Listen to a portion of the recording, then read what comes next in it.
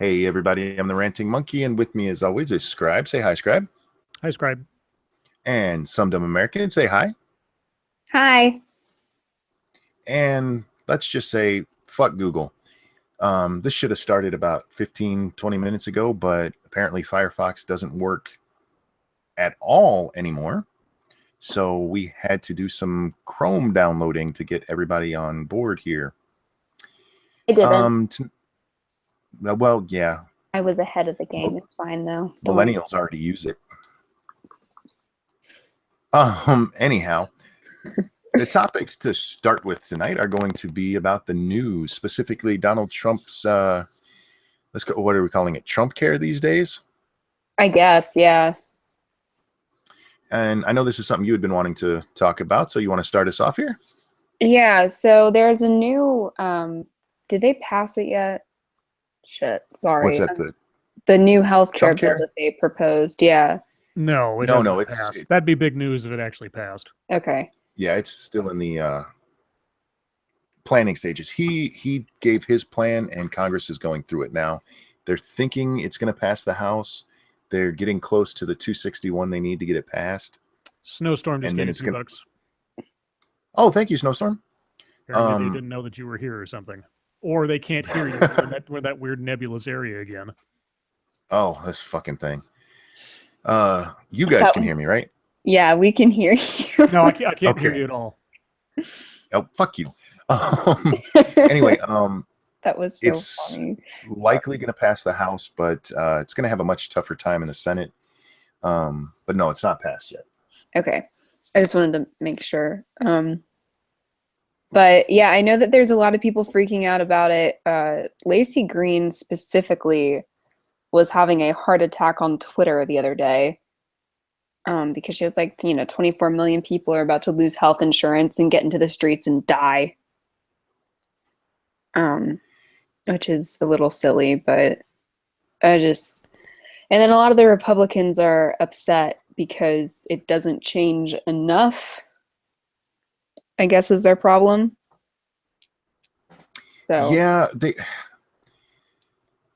Donald Trump is trying to walk a fine line between the full repeal, which he promised, and keeping the parts of it that people like.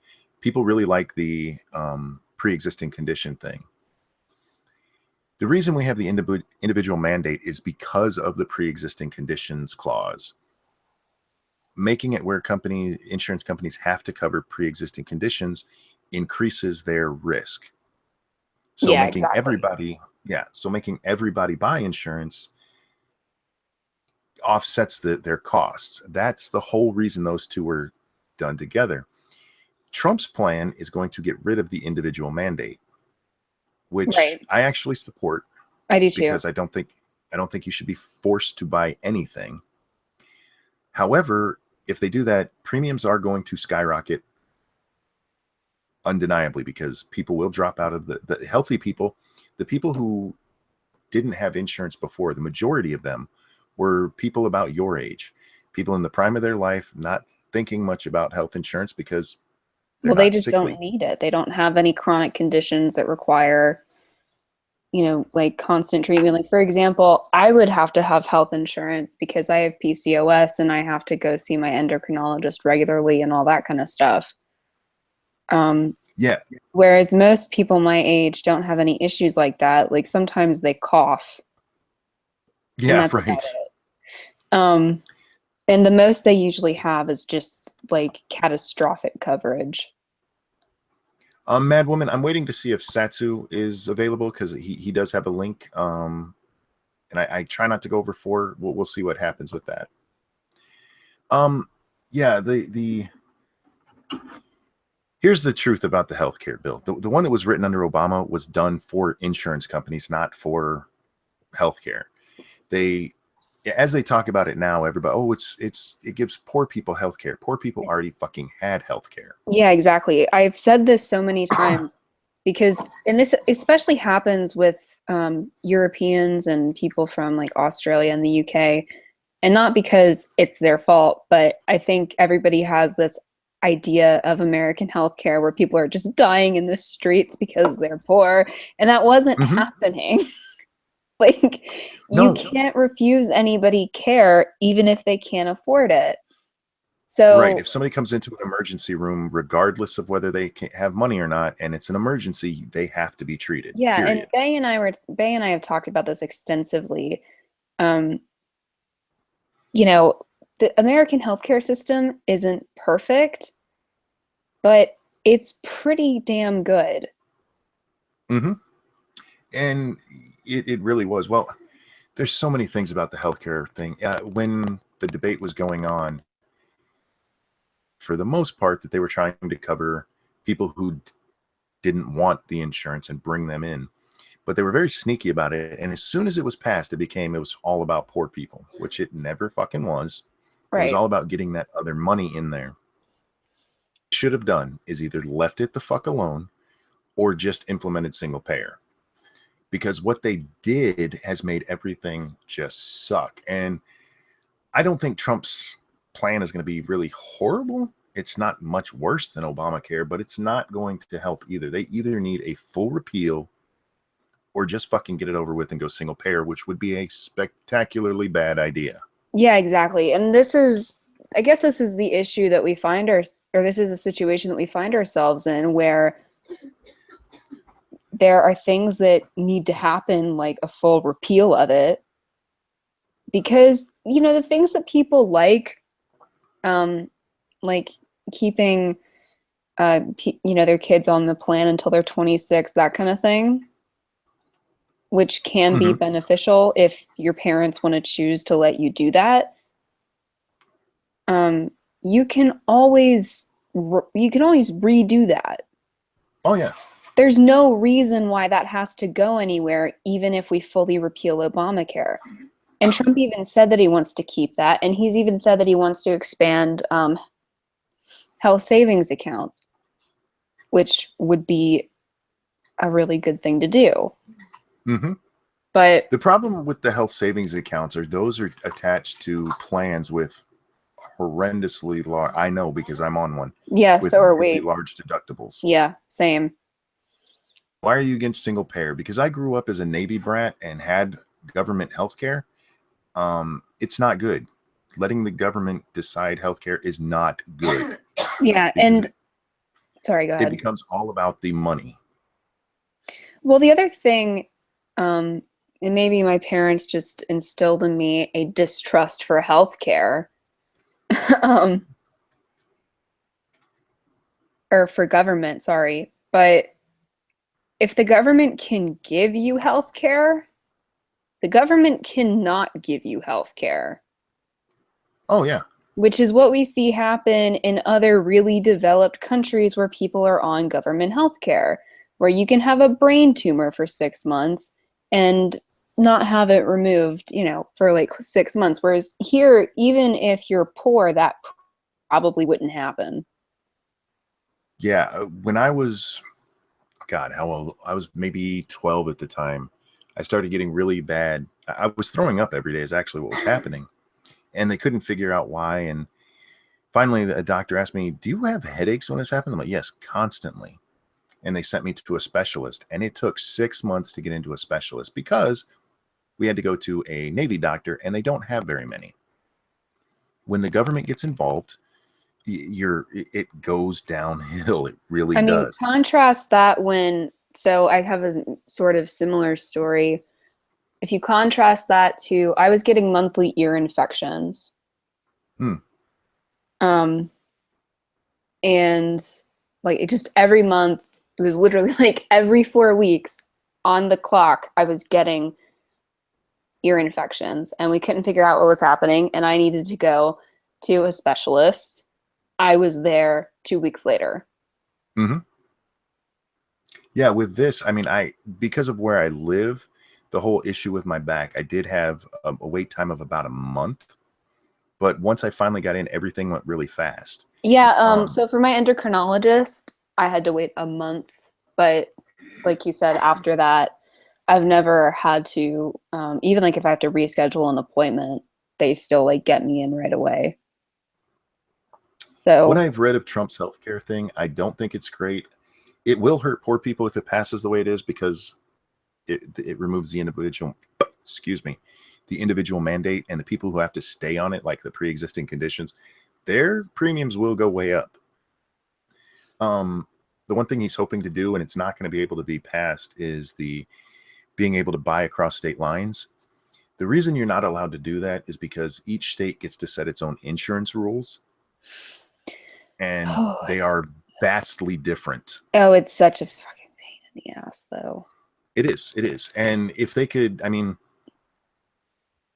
yeah, there's so much to it that just, yeah, insurance, they either need to completely take it over or just get the fuck out of it. Yeah, insurance is complicated enough as it is. Mm-hmm. And really, it would probably be easier and cheaper if the states didn't have their own special sets of rules. It would be a whole lot easier for the insurance companies, and it would cost them so much less money. Yeah, California is notorious for their fucked up rules that they have. And right. Yeah, like anyhow, Scribe, you're very quiet over there. Sorry. I have nothing to do with healthcare. I've been very fortunate, so I'm completely out of my depth here. Okay, cool. Well, just making sure you're still there. He's reading the porn in the chat there. Oh yeah. Oh, N has totally got me enthralled. Mrs. Monkey just said if there's porn in the chat, she's in. Oh well, she can moderate the chat then. That's my lady. Speaking of which, over there. Why don't I have a wrench? Because I never give people wrenches. I never pay attention to that. Okay. Let me find you in the chat. I'll give you a wrench. Go ahead, SDA. I'm sorry. I was just trying to be inclusive. No, it's okay. But are you diverse? Fuck no. We're all white tonight. So my dad is licensed to sell insurance, and he's licensed in a couple of states, but you have to take different tests for each state. Everything's different in each of the states, and of course it costs money to travel to the states to get all of that done. And it's a huge drain on the insurance companies to do it. It is. And yeah, no, I'm not having a beer. I actually should start getting drunk again. I don't know if I can with the medicines I'm on. I need to look that up. Insurance, if any of you don't know, it really is a giant pain in the ass. There are so many different rules. You got your state, your federal, sometimes even local. And none of them are the same. Right. No, there's like, I'm all for states' rights, but in this case, it's just costing the people money. It's costing the insurance companies money. Mm-hmm. It's making the entire situation worse instead of better. And, I don't know. I think that we should be able to buy across state lines. One thing that's not been talked about in a while regarding health reform, and this was actually really big in the 90s, was the idea of tort reform. That costs people a ton of money, with doctors having to have insurance on their practices because every little thing can get them sued, no matter how minor it is. Right. And I'm surprised the Republicans haven't brought that up, because that used to be their go-to. But let's unless you have anything else to say, let's move on to his taxes. Okay, this is the funniest thing and ever. Yeah, I love how much of a cunt Rachel Madcow is. I always used to say she looked like Sean Hannity's anorexic little brother. Oh, she does, now that you say that. She really does. I'm glad you said that out loud. Is Sat in the chat? Sat, you coming in? Well, go ahead. Oh, did you want to talk about the story? You want me to start it off? You can talk about it more. Okay, so Rachel Maddow announced on Twitter that she had Trump's tax forms, and it turns out he pays taxes. Sorry. Well, and it turned the form is from 12 fucking years ago. It was the 2005 form. Yeah. And he ended up paying 25% tax on 156, I want to say 152, something like that. $1 million. He paid 38 million in taxes. So she had this big expose about it, and it turns out, oh look, Donald paid about, I mean, for a rich guy, that's actually a pretty decent tax rate. What's the fuck is his name? I can see his face. The one who said that his secretary pays more in taxes than he does, a higher percentage. Fuck. Warren Buffett. Yes, Warren Buffett. Yes, Warren Buffett. Your sound is breaking up, dude. Testing. There you go.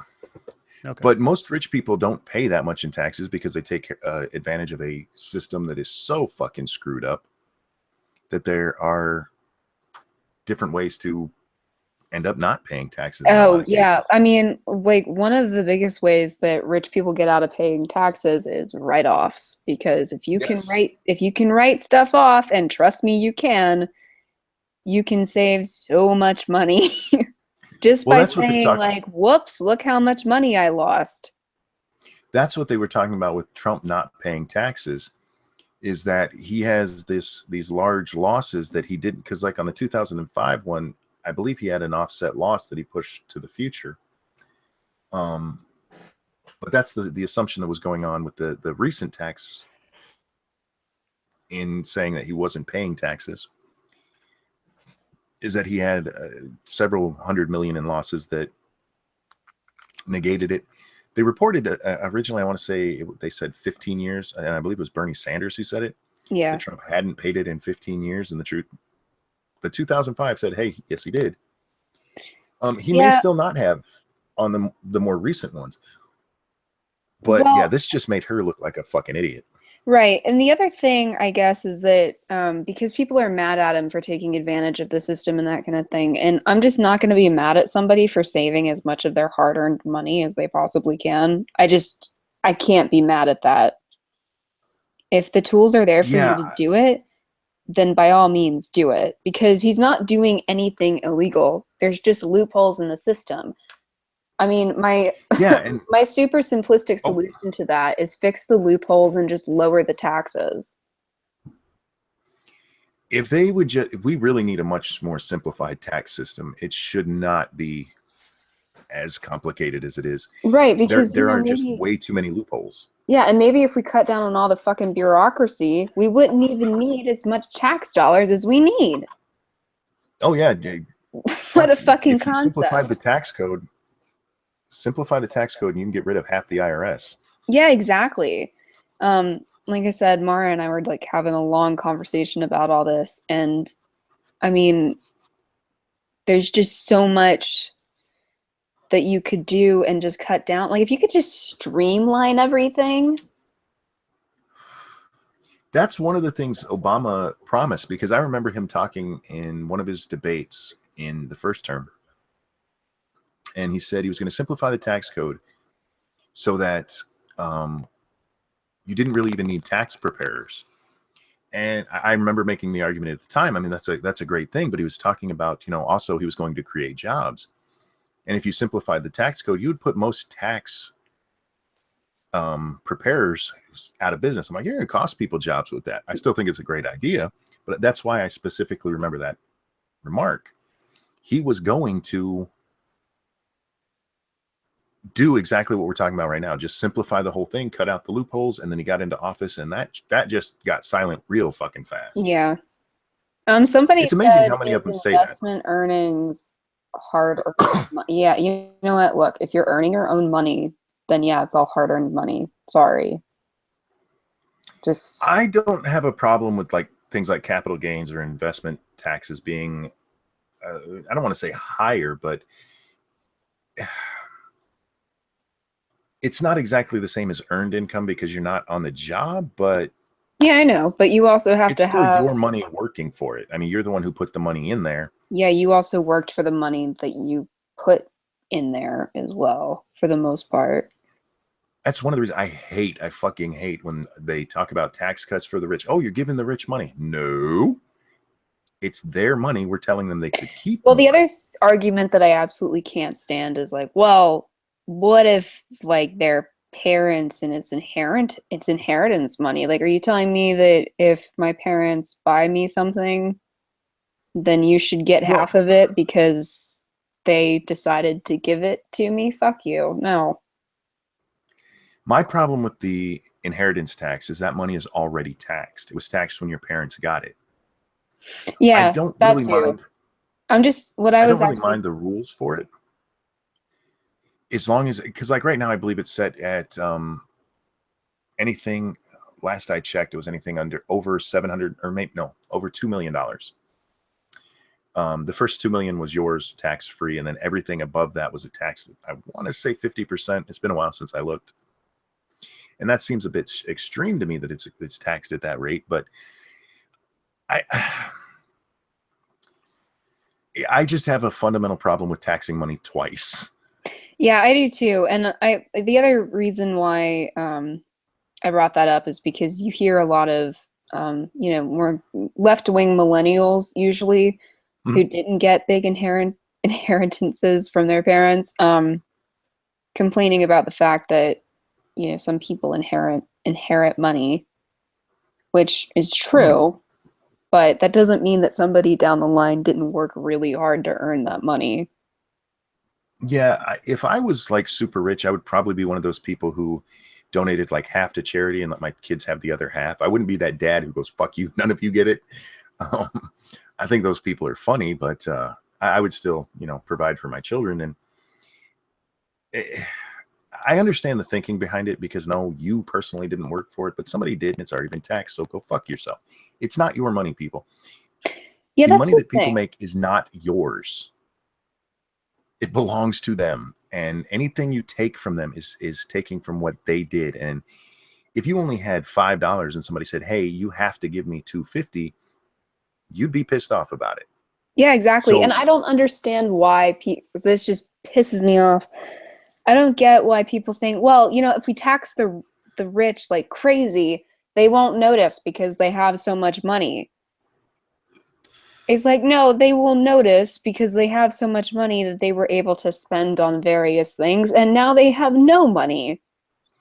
now, on the other hand, I will say this about the rich right now. They are saving way too much of their money. And what I mean by that is they could be reinvesting in things that they're not right now. They held off for the entire 8 years of the Obama administration, and hopefully they start turning the tap back Well, on because that the does stock hurt us. market is better than it's been in 8 years, so Yeah, yeah. What's on your mind tonight, Scribe? Yeah, healthcare and economics, the two things that I am just not at all qualified to speak on whatsoever. So that's why I was so quiet. Just like I would be of no use to this conversation. Oh, that's cool. I have very high level. I have very high level opinions of these things. First and foremost, I just want a situation where people will not go bankrupt for being sick. Mhm. And as far as the economy is concerned, I I couldn't even begin. It's such a mess. I mean, there's no simple answer. And if you give one place, you're gonna have to take from another. It's never going to be evenly balanced. I hear all the arguments of, oh, we should tax the rich like you did back in World War II. And like, yeah, but we're not in World War II economy anymore. And World War And II fucked us up. People don't yeah, remember. I mean, they talk things were about how rationed. World War II was such a great boon for the economy because war does this, that, and the other thing. I'm like, yeah, let's not go there. Let's not make war a way of making a profit, shall we? Yeah, It's yeah. called war profiteering, and that doesn't really sound that good. Colonel Mustard got in trouble for that in Clue, if you remember. But I do love that. See, you know what was funny? When I was talking to SDA about this stream, I said we would do Trump care, then taxes, and she goes, and then we'll move on to movies. And you did it like you asked me immediately. yeah, well, you asked me what was on my mind. On my mind at present, just because it was just before the stream started, is watching the new Iron Fist series. But I don't want to go into it for the sake of people who might not have seen it yet. I'm just, Well, it's how so about this? hard. How is it? Is it a good show so far? what are we So talking about? Iron Fist. Iron Fist? It's the new Oh, it's the new Netflix Marvel series. So I like totally what you said. I've watched all the Netflix Marvel series so far: Daredevil season 1 and 2, Luke Cage, and Jessica Jones. And all of these are to combine in the relatively near future. They're filming it now, as far as I know, into the street level super team called the Defenders, which is an interesting take on that team for the sake of this. But so Iron Fist is the last piece of that supposed puzzle. So is that going to be a theatrical release or a Netflix release? No, that's a Netflix Okay. thing. There's a lot of uncertainties about whether any of these TV characters will cross over into the films, primarily because the films are run by one guy and the TV is run by a different guy, and apparently they don't like each other very much, but they all have to work together. Is it still part of the MCU though? Yes, tangentially. I mean, this is Agents of S.H.I.E.L.D., the Netflix series, all these things exist within the same overall continuity. They have not crossed over except in very limited capacities in Agents of S.H.I.E.L.D., where Nick Fury showed up and Sif from Thor movies showed up, and a couple other bits and pieces have crossed over. So Agents of S.H.I.E.L.D. is closer to being part of the MCU than the Netflix series, but they're technically all part of the same world. Okay. The Daredevil first season was like the Iron Man of the Marvel TV series. Oh, the Daredevil! I only watched the first season. It was awesome. It was. I haven't watched any of it. I've been told to. Daredevil season 1 is absolutely amazing. The build up to when you finally, I mean, honestly, by the time we get to the end of the, I won't give details away, but by the time you get to the last episode or so, and we see our hero finally face off against the bad guy, I honestly, and this is going to sound cheesy, but by the buildup and the quality of the storytelling to that point, and finally seeing the showdown, I honestly cried. I was so happy. As a comic book fan, as somebody who was just like, please get this shit right, I was so happy. Season 2 of Daredevil was decent. I have my problems with the way they did the Punisher. I'm hoping they address them in his own series, which is coming out. I hope the series of his own is really good, because Punisher is sort of like my personal private, He's your favorite. He's my favorite. Jessica Jones. Sorry, go ahead. Are you a comic book fan? Like, you actually know the characters from the comic books? Yes. Okay. Yeah. Jessica Jones, the series, was one long rape culture protestation. The bad guy in that thing was representative of rape. Every episode was a downer. Our hero Jessica Jones was not a likable person. I can stand an anti-hero, obviously. Mm-hmm. I can't stand someone who is just a total douche nozzle to people that don't deserve it. And there are bits and pieces in that story where Jessica Jones does completely cruel things to people that do not deserve it, just to show that she's this, flawed and dark and damaged person and everything. I'm just like, okay, that does not endear you. You can be damaged without being a total jerk to people. And Is she also, sorry. Okay.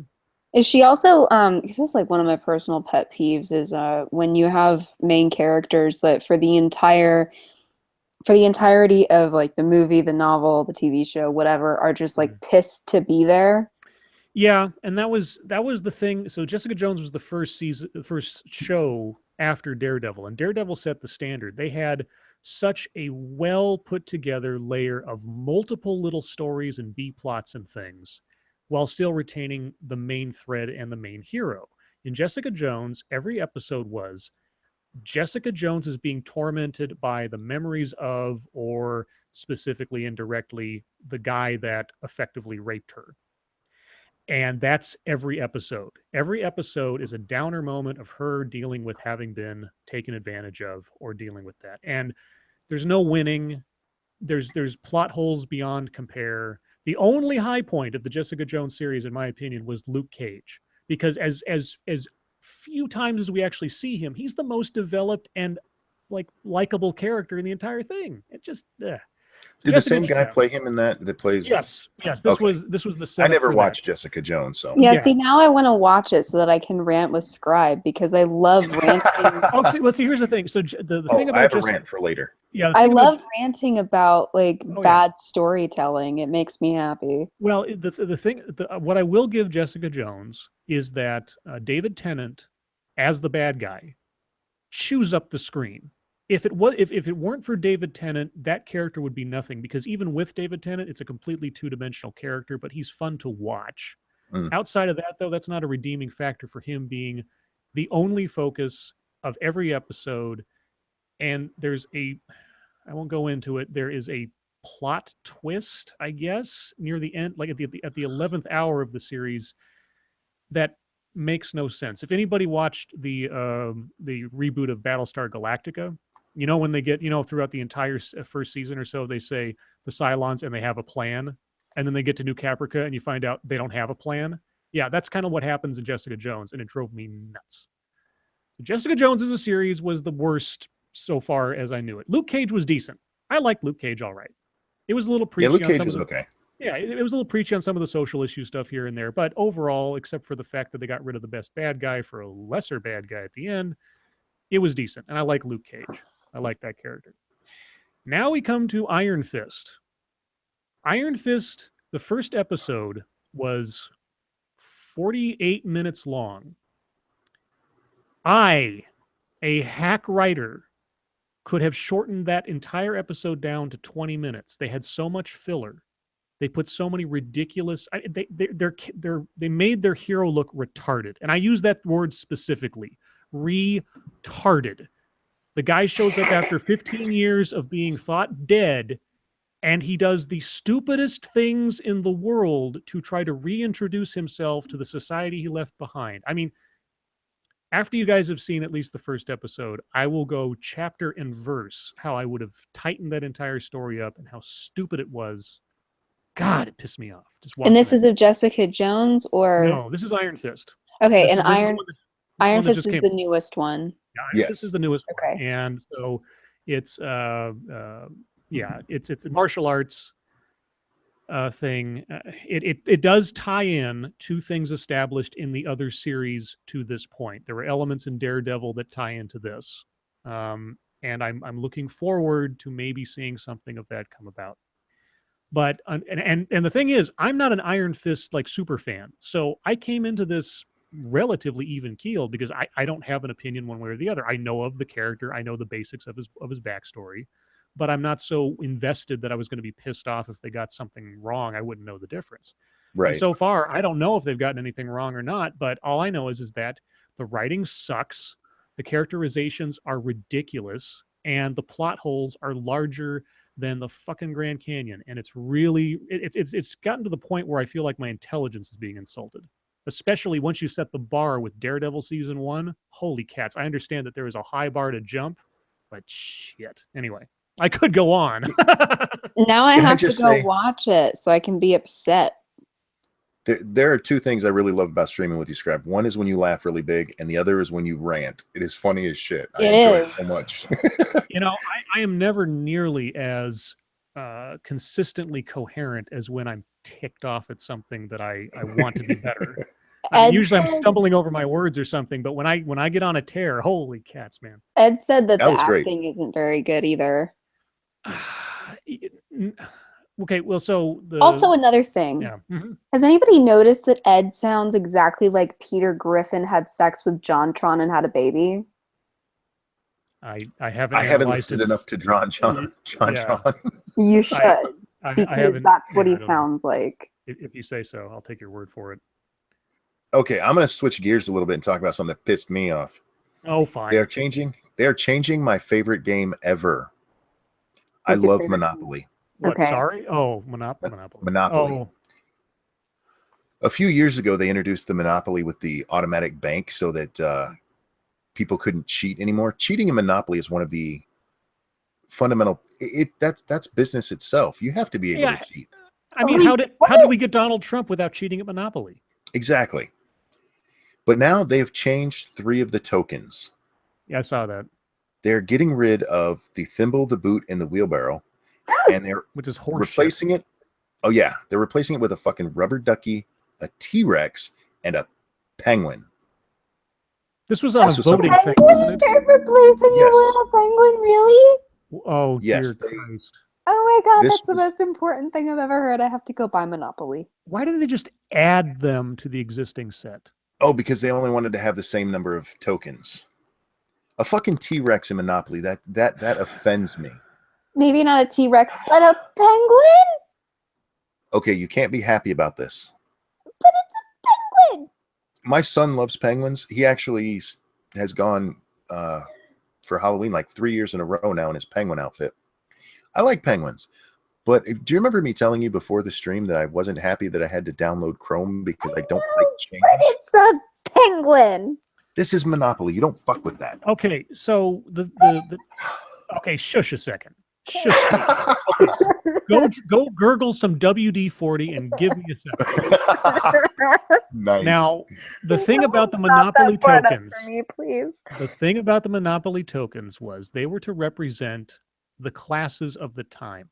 You had the wheelbarrow, which was the laborer. You had the thimble, which was the seamstress. You had the top hat, which was like the banker guy. But all these people, they represented the class society that would existed back in the early 1900s. And that was the whole point, is that everybody starts at the starting line and everybody has an equal chance, because Monopoly was the American dream. Everybody has an equal opportunity to go. And of course, fate is going to step in and throw you one way or the other. That's what those things would represent. A Tyrannosaurus Rex does not represent the people. And that Scribe, pisses me what off. was the dog and the cat? What was the dog? And they added those later. Oh, did they? Well, the terrier dog. Let's see. I forget if the Scotty dog was original. That might have been original, because that was sort of like having a little pet like that was a status symbol way back then. I'll check and see what the original pieces were. But in any case, that was the idea. That was what I always thought was neat about it, because you have like a shoe with a hole in the bottom of it. That's like the tramp. It just, I don't know. I'm obviously a stickler for this stuff. Oh, here we go. The original ones were. Where is it? The original patent. Okay, the patent had a thimble, a field gun, so that was like, for a soldier, an iron, top hat, shoe, and it looks like, I think that's like a steamboat or something. Yeah, there's a ship in the game. Yeah, the ship. So that was it. And so you had, the seamstress, you had the soldier, you had the clothes worker or whatever. You had the top hat guy, you had the shoe, and you had a ship. I'm not sure about the ship. Maybe it's the Navy. We were told in sociology that it was meant for people to get upset about how unfair everything was, and so that it was like to show how unfair capitalism is. Well, either how unfair or just how by luck and by pluck you can succeed, because it's just a high level. And by stealing from the bank when people aren't looking. Yeah. But yeah, no, replacing those things. That is a fundamental part of the game. Yeah, it is. I mean, being able to get through the stuff. It's a penguin. It's a penguin. Oh my God, it's a penguin. Jesus Christ. Can I just say, get some WD-40 for that voice? It was awesome. Oh. Okay, but anyway, yeah, it's stupid. It's a stupid thing to do. It's a complete what's the word I'm looking for? Well, I understand them letting people choose, but if those were the choices they got to choose from, it's fucking retarded. Yeah, it should have stayed within the same, I don't know, oeuvre of the originals or something. Something that's Americana, not something that's like fucking dinosaurs. Bay is making penguins are not American. Angry. Penguins are not American. Penguins go play Arctopoly or something. Oh man, it really does bother me, because I love that game. Penguins in zoos. Oh my God! And that's where they should stay, not on my Monopoly board. We don't have dinosaurs in zoos. We don't have rubber duckies as representations of people and jobs and industry, for God's sakes. I mean, look, I don't like the duck and I don't like the T-Rex, but Oh, it's a penguin. yeah. Oh. You should do a video just in that voice. Yeah, and watch my vocal cords snap in half after about 5 minutes. I wish I could do that voice. I've never been able to. I've done voices since I was a little kid. I got a big range with my vocal cords depending on what I'm doing. I can go really deep or I can go really, really high, and depending on the situation. Well, I can do falsetto, but I can't do the little kid voice that you were doing. Do tell. What? Do your falsetto. No. You See, can't this is say one of those that things and not demonstrate. Come on. Everybody can do a falsetto, Well, I haven't heard yours. and you're not gonna. Yeah. I'm So, okay if you don't. ladies and gentlemen, I don't know how much money donation is going to take to Oh, get him to dear do God. it, but at some point you will guilt him into it. You could probably just guilt more without the money there. Yeah, well, You know, anyway. I was telling my children about the last 2 days with the smoking, and they both asked me the same thing. Hmm. Did you actually do it? I'm like, yes, I actually did it. I'm not a dick. Are you a man of your word, Father? And you can kind of hear it in the conversation last night. That the further we got on, I was a little bit. Oh yeah, no, grumpier you were than getting normal. shaky. You're getting shaky. I also wanted to say something. I was thinking about this before we started. At the rate we're going, we're practically a Drive at 5 radio show.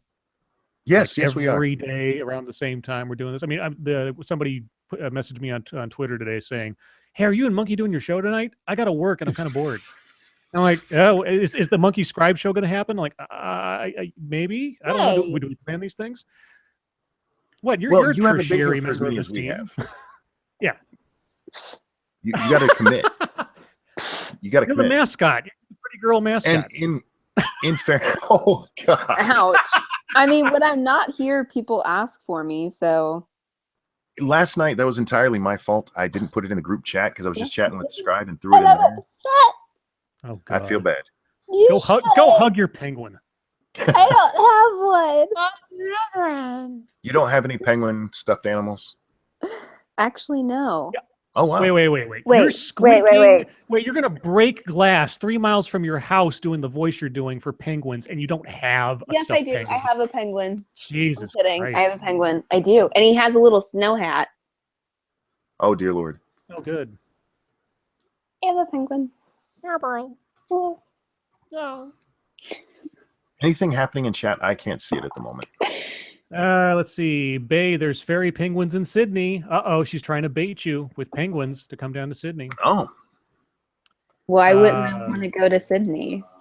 I don't know. She's Oh making it more... my God. I just Googled them. Holy shit. oh, they look ridiculous. What, penguins or fairy penguins? No, I think she's looking at the tokens. Fairy Oh, the penguins. tokens. Oh, No, fairy I'm penguins. looking at fairy penguins. Oh my God. I don't want They're to know. adorable. I'm looking through the chat for an actual question that matters somehow. They're so cute. Oh my, they're so cute. Think of all the paleontologists and rubber duck manufacturers. Oh yeah, those are really stars of the economy. I tell Oh, you it's what. an ugly penguin. Oh, so now it doesn't God. matter. You know, I'm upset. The duck is cute. I have Star Wars Monopoly. That's really all I need.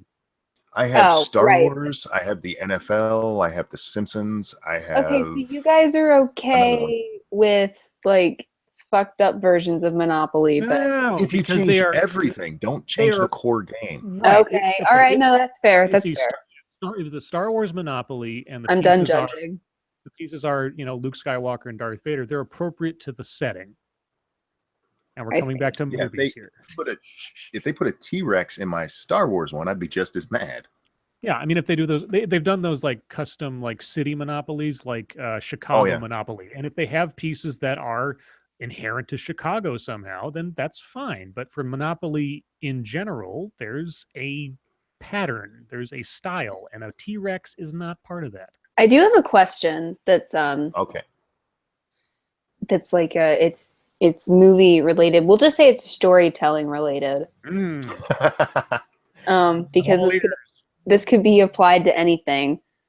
Okay. But what are your like pet peeves when it comes to plots or characters? Like, what do you absolutely hate if like the main character, I don't know, just in a story? Do you mind if I go first, Greg? For me, it's. Do you mind if I go the- first? Wait, no, go first. Let me just speak. Let me jump in there and then ask. You'll have to go first it's- because Scribe will talk for 15 minutes. You guys are beating each other up today. When the character has a trait that seems to be there only to make them more interesting, and it doesn't really need to be there.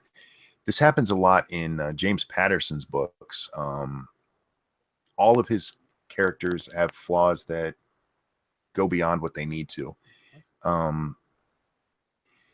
Trying to think of a specific example here. Scribe, go ahead and start talking. I'll think of something. So I guess the thing that I always notice the most is ham-fisted exposition. Oh, There are so many ways to get across to an audience and respect their intelligence, either details or backgrounds, or at least the implication of things, without coming out and saying it in some kind of just weird way. It was one of the few weak spots, and I mean very few, that was in Logan. There was a couple of spots where the exposition of explaining things, the situation in front of us, was a bit too helpful, you know. And in other places, they did an excellent job of just implying without saying anything. I mean, It's a show not tell thing. it's a show not tell thing, and I mean, there are situations where it is unfortunately necessary. Don't get me wrong. It's the way Well- in which it's presented that could be more organic rather than just coming out and saying, "Oh, this is the person who's going to be the avatar for the audience, asking the questions we know the audience have because they're too dumb to think of them themselves." That kind of thing. Yeah, one of my sorry, Monkey, go ahead. no, I was just gonna say, if you're talking overall story, I have a much different answer. But if you're talking characters, for me, the one that jumps out, and I hate to go back to this, is in 50 Shades of Grey. Oh God. When you get to the point where he says, "I'm 50 shades of fucked up," Oh my god! Oh my god! I Roll know. the credits. It hurt. there is no. Did you just say there's roll no- credits? Yes, he Roll did. credits. Yeah. Okay. Yeah. Exactly. There's no reason for him to have said it at that point. And there's another Yeah. part in it where she asks why he or she's never allowed to touch him, and through the whole fucking thing, she's been touching him.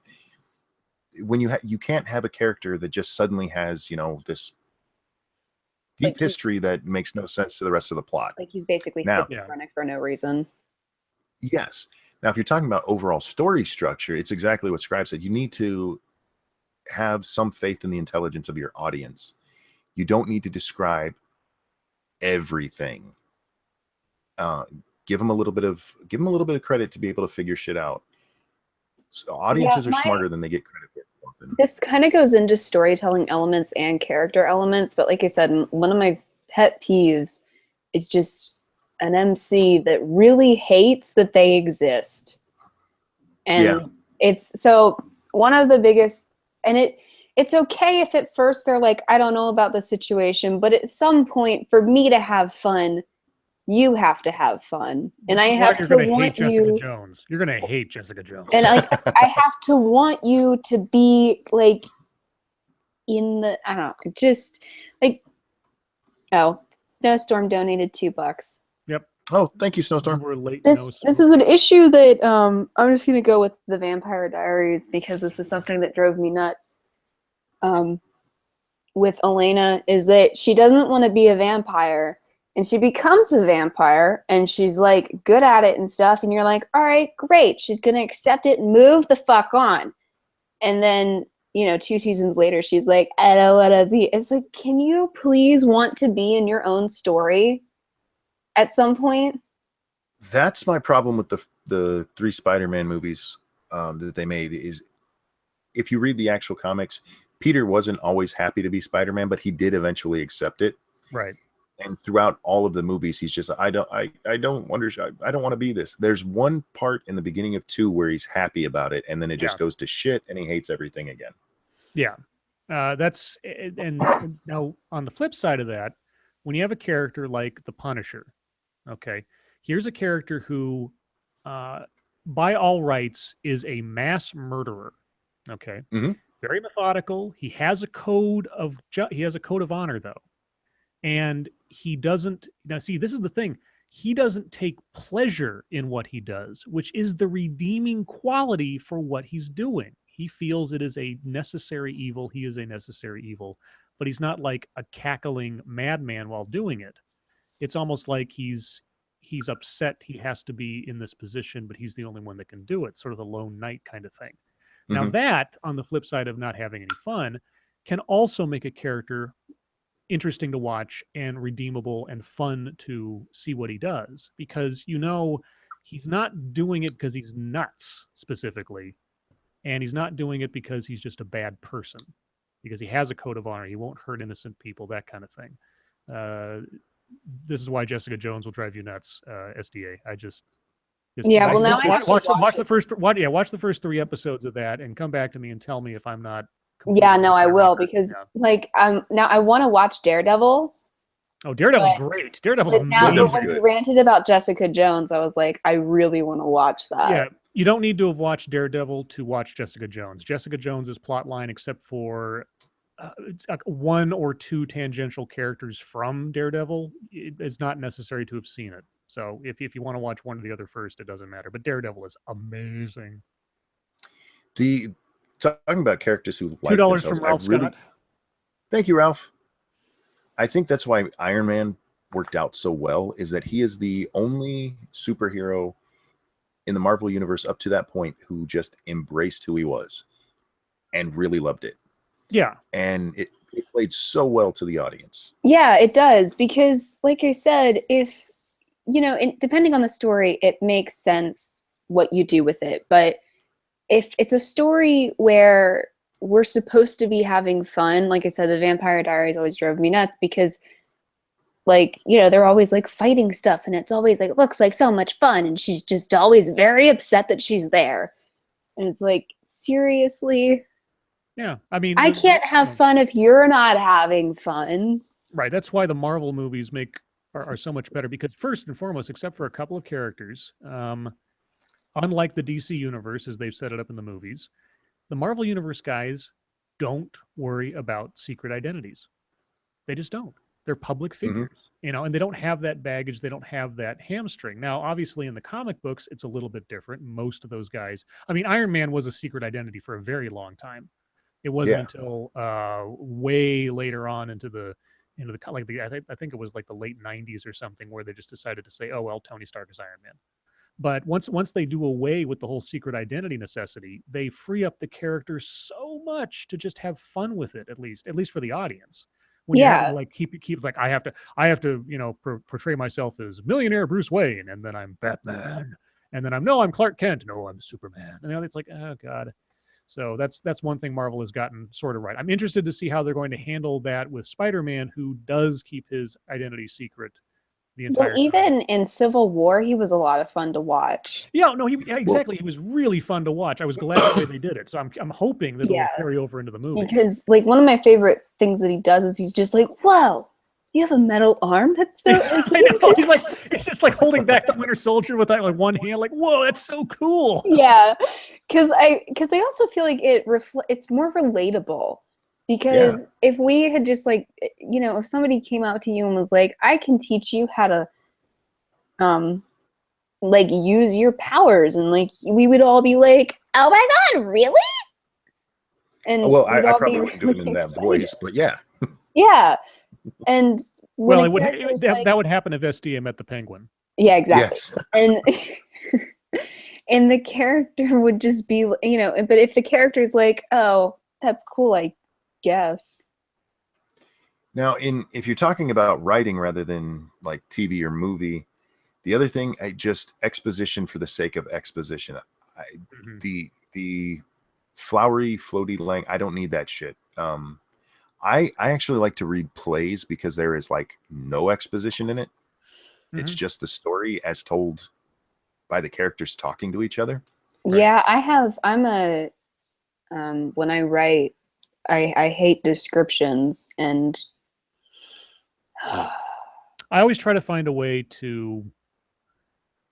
I haven't written anything substantive in a long time now, but when I had a lot of trouble trying not to be so blatant about describing something, so I'd always try to do it indirectly, instead of saying like the guy was tall or something, I'd say something like Joe and Bob entered the room. Bob ducked to avoid the door frame or something. Because this is also an issue that I guess I had when I was younger, because when you were like initially describing a character, especially like the main character, usually people rush to be like, she had brown hair and green eyes. Right. Yeah. And like there's other ways you can do it. Like if you have two girls like getting dressed or something, she'd be like, what color? And she'll be like, oh, this will match the green in your eyes or something. It's a more creative way to do it. Yeah, there's also a lot of merit to just not describing characters, and instead by their personality or just very, very light stuff, just let the reader's imagination do it for them. I did an experiment on my blog once where I wrote a short story, and I gave basically no description. I told you what was in the room, but I didn't describe any of it. And I asked everybody who read it to tell me what color the couch was in the room, and everybody gave me a different answer. And that's, if you're writing, I think that's what you need to do for your audience. Of course, there's going to be parts you absolutely have to tell them, but this was because of a story I read a long time ago where somebody spent a fucking paragraph and a half describing a goddamn chair that was in the room. Oh my God. Not important to the story at all. I tried to read a Dean Koontz book. Oh God. Yes. And one page in, I was like, no, I can't. I don't give a flying. I just remember this. The fucking oven mitten. It does. I don't give a fuck. Yeah, I think one of the best character books I read that was burned in my brain pretty much was Bret Easton Ellis's American Psycho, because the way the character is developed, so to speak, over the course of that book, he's not a person, he's like an entity. And they never really get specific about what it's not necessary. He goes to little details about, what he's wearing and this, that, and the other thing, but the anonymity of the character is part of the plot in a way, in the way that story proceeds. And yet he's one of the most memorable characters I can think of in the books that I've read. Patrick Bateman. And that was before, Christian Bale did the role. It's difficult to find. I'm a real big fan of minimalist writing, where you can get a lot said without doing a lot of wordage. There's a very, very short story I read in college. If anybody here can find it, I've already found it. I have my own copy, but it's very difficult to find a copy of. It's called The Signature of God by Judson Mitchum, and it's like a page and a half. It's nothing. I mean, it's like, it's practically nothing. But this guy, in that short amount of time, tells of the tragedy of Alzheimer's in someone, and the emotions he is feeling as a result of witnessing this in his family member, without ever saying it. I don't have another way to describe it other than it was one of the most amazing pieces of writing I've ever read. And part of me, like, I wish at some point I could write so well to write so little, I've told you, I think you and I were in a stream together where we talked about favorite books, and my favorite character from books, he's called the Nameless Detective. The writer has done a whole series of these, and he never names the main character. Sure. He does great things, like when he meets somebody, he'll say, like, I handed her my business card, or I told her my name, and you never get a real description of him. You never get his name. Not having it, that's an awesome thing to be able to do. So yeah, I guess that's what does the reader stylistic thing. I mean, obviously, because like for me, when I'm making my characters, I care a whole lot about what they look like, but it's also usually related to their personality and the plot and that kind of stuff. Well, if you have a detective who's overweight, that can be a defining characteristic that the reader needs to know. That he always wears a special belt buckle. That could be part of his personality. But if you tell me every goddamn thing he's wearing, tell me everything about his life, exactly, how many pimples he has on his face. I don't care. No, that's for, like, so for example, don't care. When I'm like describing my characters, it's usually like I'll like find a clever way to tell you what their hair color is. Like at some point, if I imply that they're Asian, I'm gonna assume that you know that their hair is black, so I'm not gonna tell you that. Right. If they're Asian, the only time you have to tell them the hair color if it's like blue. Right. Which is why you kind of go down that road. Like, so, but for me, like my main character in the manuscript that I'm working on, she wears like really bright, colorful clothes. And that's a lot more important than what she actually looks like. Another thing where I find physical descriptions are maybe a little bit more important is if you're talking about like familial relationships. So my main character has green eyes and her brother has like the same color eyes as she does, and like there are other sort of similarities in their personalities that matter. But I can see that. But I think, yeah, I do think it's really cool when somebody can tell a story without, like, where like you sort of let the audience project $2 more from settings Snowstorm. and that kind of thing. Oh, thank you, Snow. Is there any messages? So the book is on Google Play, but I can't post a link. You mean the book that of the story I was talking about? Yeah, it's probably in it's in a collection called In Short, which is sort of an anthology of writers and things. And as far as I know, it's the only published source for that story. I had to have that book in school in college, and then of course they took the book back because it was the college's copy, and I eventually tracked down my own copy and have it somewhere in my apartment here. Just for that one story, for like a page and a half of text. It's amazing. With your writing SDA, if you want to try something fun, try to write an entire story without describing anything. I've done it a few times. It's a lot of fun. And with new writers, so many times they think things are important that really aren't. I haven't read your work, so I don't know if you do this or not. Honestly, I'm an underwriter. I don't. That's a good thing. Which, and I've just, even like with school stuff, they're like, this needs to be, X amount of pages. And I'm like, well, it needs to be 5, and I got it done in 3. And I never know what to do because I don't know how to ramble and how to make things not concise, because I've actually emailed professors and been like, I know it's not 5 pages long, but here's the paper. Can you check it? And they're like, this is fine. And I'm like, okay, good. Because I don't know how to expand this to be longer than it needs to be. I understand why they put page requirements on those kind of things, but I always hated them in school for that exact reason. I mean, yeah, if your story requires 5 pages, it should be 5 pages, but your story should literally be however many pages it needs to get the story told. Yeah. And sometimes I have an issue. Usually, so like for the manuscript that I'm working on right now, I thought I was having an issue with the length, and then I really started to try to revise my outline, and I realized that I was missing an entire subplot. So that fixed that. But yeah, I actually have a hard time describing things because I think in words, I don't think in visuals, I guess. So for me, even visualizing something is difficult. So I usually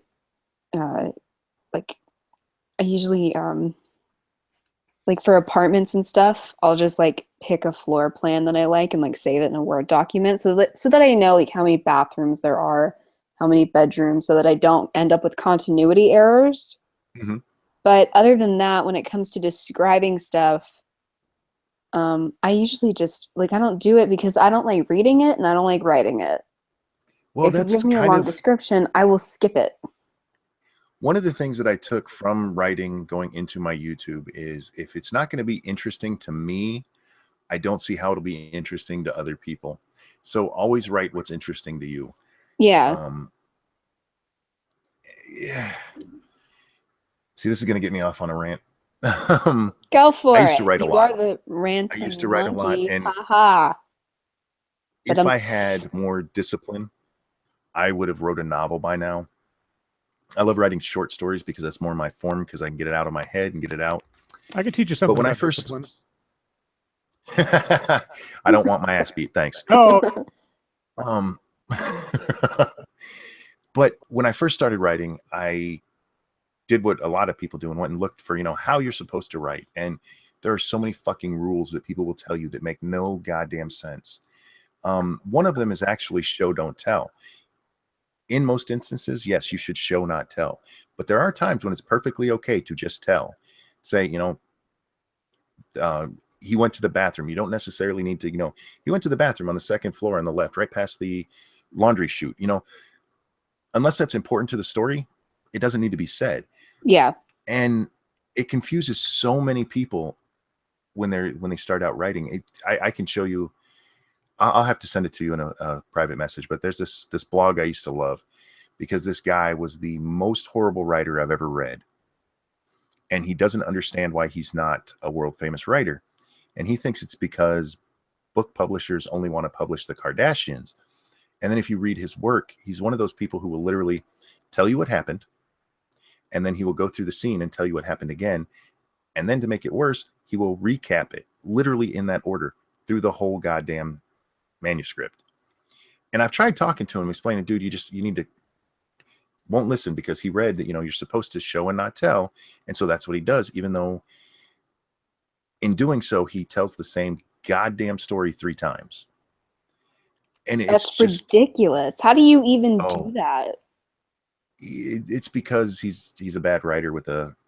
It was actually funny. So I sent this to Bay. I found something that I had written at like 15, and it was a prologue and part of a chapter. And I don't know where the fuck I was going with it. And the chapter was bad because it was sort of like a recap of events you hadn't seen. So I would know how I would fix it now, being like 5 years older than I was when I wrote it. Mm-hmm. But like when I read it, I was like, I need to know what happens. Well, why did I there's stop? Also Scribe had me watch Memento last night. That story, more than any I've seen in a long time, shows what writers really need to do. You don't have to follow rules. That movie is so disjointed and it works so well. And I don't mean to get into that. We'll talk about it another day. But if you haven't seen it, go watch it, because Pulp Fiction was kind of like this as well. It just takes out the narrative of you have to have a linear story, and it works so well the way he did it. If your story doesn't need to be linear, then fuck it.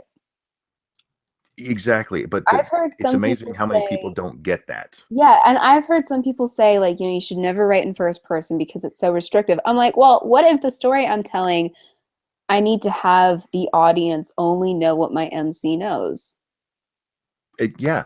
Because I'm trying to get you to see things the way that she's seeing them, and for you to be surprised in the same way that she's being surprised. I can't do that from third person.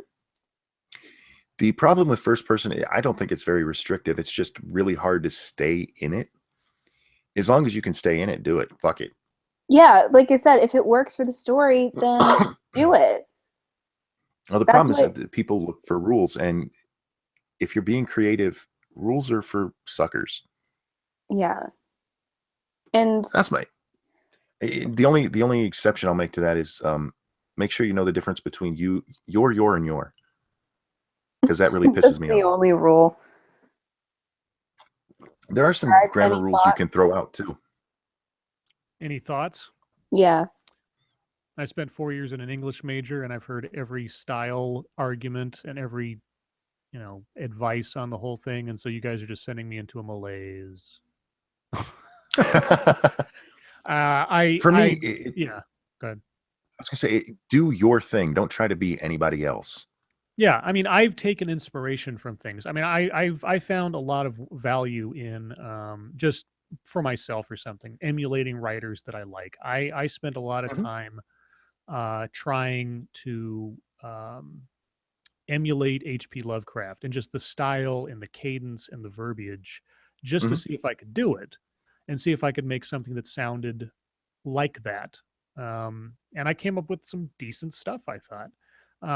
I didn't end up using it for anything I wrote in total, but I mean, there's no way to avoid inspiration. There's no way to avoid the influence of things you've seen or things that you've read or other people that you might have heard speak or that kind of thing. It's all a mishmash. The only thing you can make sure to do is if you can finish it at the end of the day and you've revised, and you know that this is yours, and that nobody, I mean, you know, you can get advice from people. It's like, could you read this and tell me what you think, or is there a hole there somewhere? You need a good editor if you're going to be doing this kind of thing in mass production, or if you're trying to become a career type person. You need an honest person to give you perspective, because you don't want to be your own echo chamber on that shit either.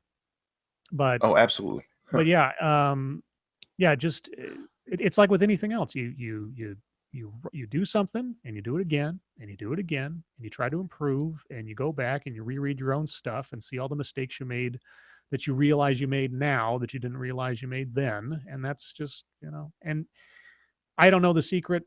The teachers I had didn't know the secret. If E.L. James can become a zillionaire, there's no secret. There is no secret. It's fucking bullshit. I mean, the E.L. James, it kind of tells me it's like, okay, it really is just a matter of timing and a matter of word of mouth, 9 times out of 10, as far as successful. And if you consider mass appeal success, if you are more concerned with telling the best story you mean, can. yeah, like look at the fucking Hunger Games. That is. I don't want to. Can I not? Huh? Can I not Those look are at the some of the flattest characters ever. I mean, fucking, she can't decide if Katniss is the most loving person ever, or if she's a fucking cunt. Can you pick one, please? This is what Twilight established as a baseline quality authorship for I mean, that kind of ridiculous back and forth wishy-washy bullshit is what people have been conditioned on. And I would have thought that after Harry Potter, which as far as I know, and as far as I've been told, I haven't read any of the books, as far as I know, are actually well-written books and well put together and everything else. I would have thought that would be the bar that people would have to jump over as far as like this current or the recent generation. But, you know, Twilight shot that to shit. Well, the problem is that I've read Harry Potter. I love the books and they are well written. There's problems with it, of course, but the genre that went to, Hunger Games actually kind of not the characters, but the way it's written plays very well to the millennial generation because you don't have to put much deep thought into it. Right. It's a very fast-paced book, which is cool. I like that about it. The characters sucked. The storyline itself sucked. Yeah, but the way it was written. Sorry. The appeal is that I see the appeal with the way it was written. Go ahead. Yeah, because I tend to like faster paced stories. In a way, and I mean, it honestly depends on the story. Like, if you do it well, then you do it well, and it works for the story. I guess, like we said, there's no real rule for it. But even as a teenager, when I read it, I was like, so, like, I was never rooting for Katniss. I never gave a fuck about the characters because you can have a fast-paced story, but if you're gonna do that, I need to give a shit. Yeah, she completely, or he, I don't know who wrote that. Whoever wrote that shit dropped the ball on the character. Collins. Another thing about it is that this happens in a lot of young adult novels, especially ones with female protagonists. It's sort of like Twilight, where you have this weird wishy-washy main character who doesn't know what her personality is, but what you do know is that she's grumpy and frumpy. And I think that's supposed to be so that she's relatable to the audience. So it's almost an insult to your audience to be like, here's this bipolar, grumpy, frumpy weirdo. By the way, she has all these problems, and here's this broken hot guy. Well, and you've just described Rogue One.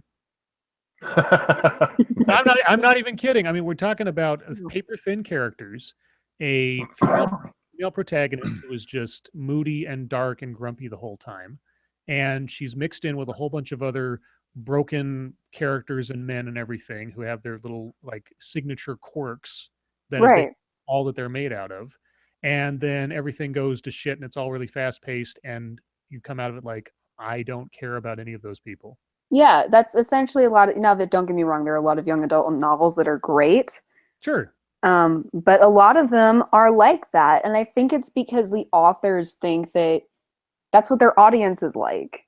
Well, it's what sells. Right. I mean, after Twilight set the mold.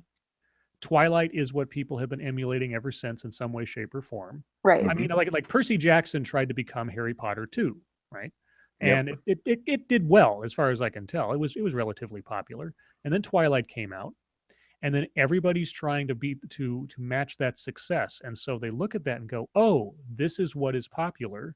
That is what the publishers will look for. They'll look for something that is within that genre. I suppose it's the moody girl versus supernatural Right. kind of thing now, which has always kind of been a thing. I mean, what was that? I'm forgetting her name right now. There was a character, I think it was Laurel K. Hamilton did a series, and I forget what the character's name was, but she was like the love interest of a vampire and a werewolf and all this stuff. It was way before Twilight and was much better written. It was still pulp fiction, but yeah, that's what sells now. And it's unfortunate because then since that's pushed forward as the thing and it's made into movies right off the bat and all this, Right.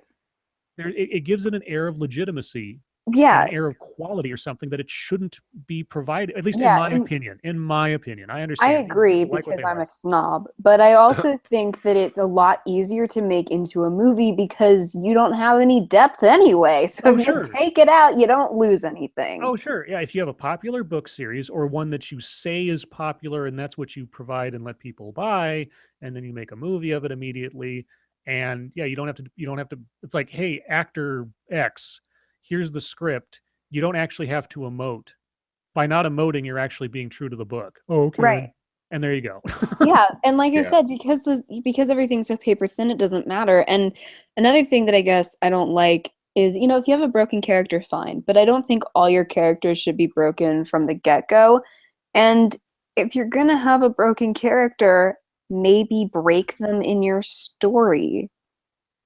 Because Yeah, that's maybe a little or- bit more of an interesting story, and give them an arc where they get broken and they have to deal with it, and then they have to Or- pull themselves out. I don't know. Or they're broken at the beginning and they come to terms and or overcome it in the course of the story. Right. But you don't like, the guy doesn't walk in the room with a scar on his face and he says, I got this scar when the time my father was attacked by an orc and blah blah blah. No, you have the guy with the scar on his face, you don't say anything about it, and then when he runs into a friendly orc, he just about kills the thing just because he sees it, and then you don't talk about it again, and then you build up to it. This is what I say about a lot of movies, is what I say about a lot of stories. If you're going to have your moment, you have to have earned it. You don't just get to hand it to the audience and say, And 50 haha, Shades of fucked up. yeah, look Yeah. how good Hey, I am. monkey. Look how cool this thing is. You have to earn it. Faye is also an avid book reader and writer. Can I let her in? Oh yeah. Yay. For the record, I can't see chat at all. I don't know why this Chrome is not working very well for me. I'm gonna have to figure this shit out later. Well, I'm watching the chat on Firefox and saying hell to Chrome, except for using it as the vehicle for doing this.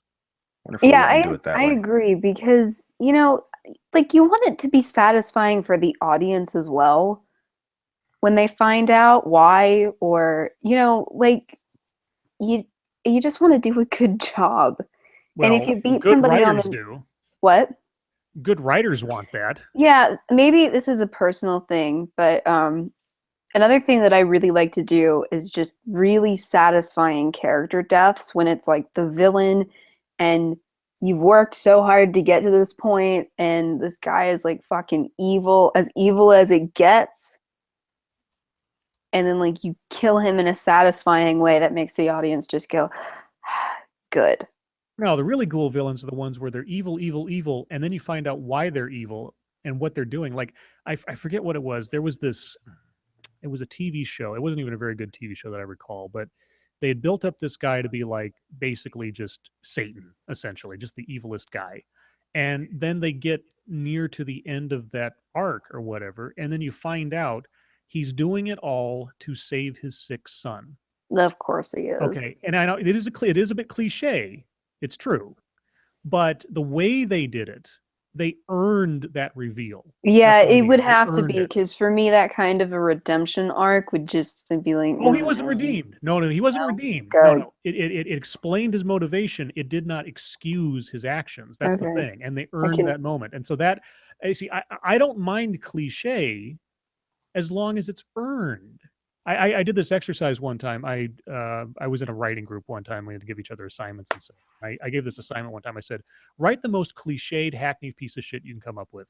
You know, the hero of the story standing on the rooftop looking over the city with a grim countenance and da da da da da. Just give me your variation on that. Like, here are the elements you have to have. They have to be standing on some high point. They have to be looking down at the city with some kind of emotion, and then they have to be thinking some introspective thought. Then they hear a sound, and then they have to run away to do something noble or whatever. And Like I got Batman. yeah, exactly, just basically the Batman kind of thing. I got so many funny interpretations of that. It's like, oh, the samurai standing on the mountaintop, and then he hears the lion below, and that kind of. It was just amazing how many interesting things people could come up with when you're told it's okay, you can do cliche. Go ahead, see what you come up with. And some people actually ended up going like, I'm not going to keep going with this story, but I think I've established a character I want to keep doing. Like, go ahead, yeah, go for it. It's fine. Hi, Bay. Hi, Mara. Hey. How are you? Good. Okay. So much better now that Bay is here. Oh, gee, Aw, thanks. you always know how to make me feel loved. Go nuzzle your penguin. Penguins Nice. are awesome.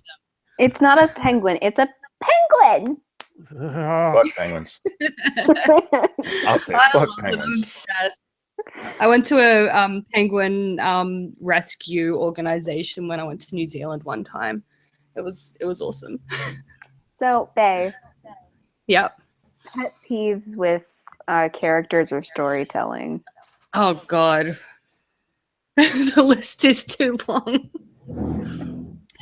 I honestly hate the damsel in distress MC that never actually learns how to. How to thing. Yeah, she's always getting rescued or whatever, and then the only time she actually manages to save herself it's a complete accident, and she never wants to do that again. Like, Yeah. probably like in Twilight, for example, because perfect example of this, and I think this is probably where it mainly started. Bella is just hopeless. She never saves herself, and then the only way she ever actually manages to accomplish anything other than, needing rescuing is when she manages to expand her mind shield.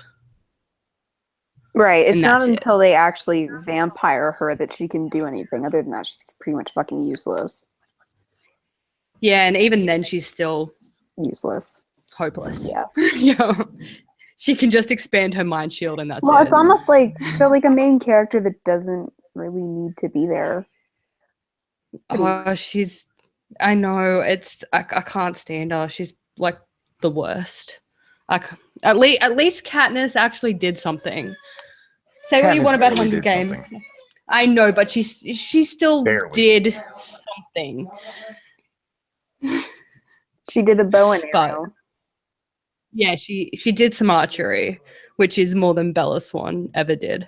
I never read or watched Twilight because it looked like shit to me, and I don't care about. I mean, if you're really morbidly vampires that curious, glow. it's a very easy read. No, not for me. I actually worked a couple of Twilight conventions because my sister worked for a convention running company thing. So I've met some of the actors from Twilight. And Helen Lutz is just the most beautiful man I've ever met. It's not relevant to writing, but he's just beautiful. That's Emmett, right? Yeah. On the writing front, since you were talking about cliches there, Yeah. Scribe, have you ever read James Patterson's book, First to Die? I'm getting an echo. So am I. Someone Oh, that must be me. Probably. I'll turn my volume down. It's Australia. Oh, shut up. Is that better? Yes. Seems to Yes. Testing. I can Still. still kind of hear it a little bit. No, I've How? never read that book. be. It's a really good book. All the way through, there's a great twist at the end. And then there's an extra chapter that just doesn't need to be there. I'll ruin it for people because it's been out for a long time. You should have read it by now. The whole way through the book, you're thinking that this one guy is the bad guy. And it turns out, of course, he's not. But he is a despicable human being. And the story wraps up and it's all done. They catch the actual bad guy. And then for some reason, he tacks on a chapter where the despicable guy comes and tries to rape the protagonist, and she gets to kill him anyway. Oh, Jesus. It is such a horrible ending to what was a great story. That Mhm. seems so weird. It is, because there was no need to do it. And I love a character like that that's, completely flawed. He was an absolute dickhead. And yeah, you're rooting for him to die. You want him to be the bad guy. So he took the But he red wasn't. herring and turned him into the villain.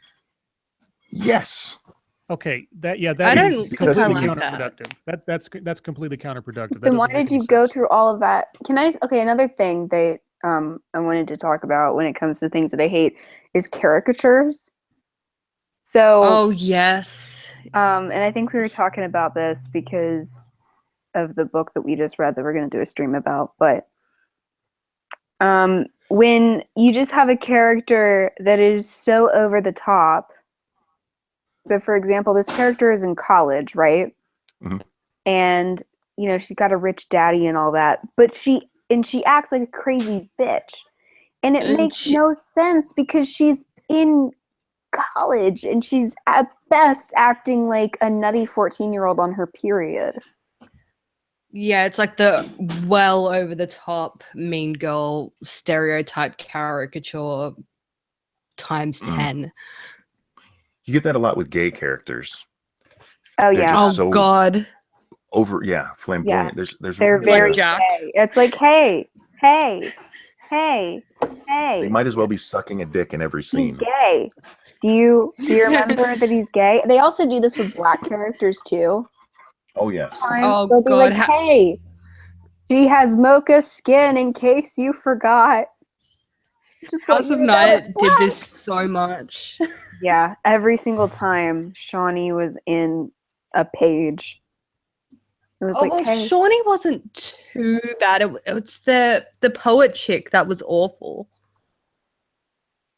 I keep thinking her name's like Latoya or LaQuisha or something. It's something that bad. Actual name, but she was just like, she spoke with a ghetto, like she was written with a really ghetto accent, and she acted just like this ghetto piece of trash that just happened to write prophetic poetry. that doesn't even, it doesn't make sense. But yeah, caricatures and then- are just, it's bizarre because like What is that squeaking? it's a Sorry, seagull. my daughter found her toy recorder. Oh, I thought SDA saw a penguin. Where is her father?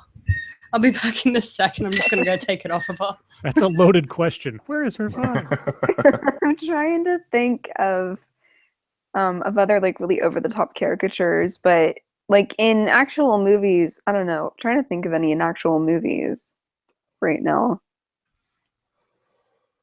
But I Well, don't I'm I just huh? Did you guys see Donna Brazile admitted that she fed Hillary questions?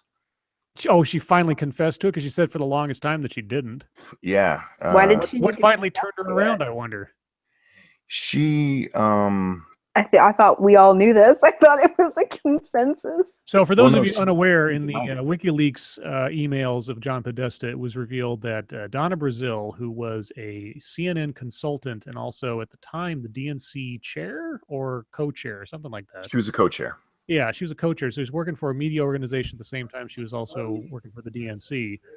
She had received questions that were to be asked of Bernie Sanders and Hillary Clinton at a town hall meeting before the town hall meeting occurred, and a town hall debate, sorry. And the emails revealed that she handed questions off to the Hillary team prior to the debate so she could formulate an answer ahead of time without having to think on her feet. And then after this was revealed, she kept denying it and denying it. Now, CNN dropped her ass, amazingly, without Mhm. much comment, which was pretty much a nail in the coffin of the story of it. I didn't do that. But now, does she say why she suddenly had a turn of heart on this subject? Not that I see. She wrote an essay for Time where she admits it. Okay.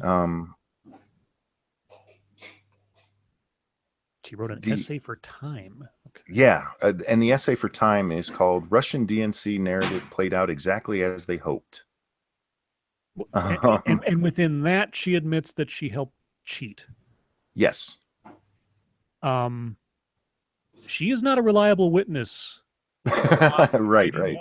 of talking about other people's duplicity. Yeah, she's fuck that cunt. But yeah, it's funny that she Wow. Okay.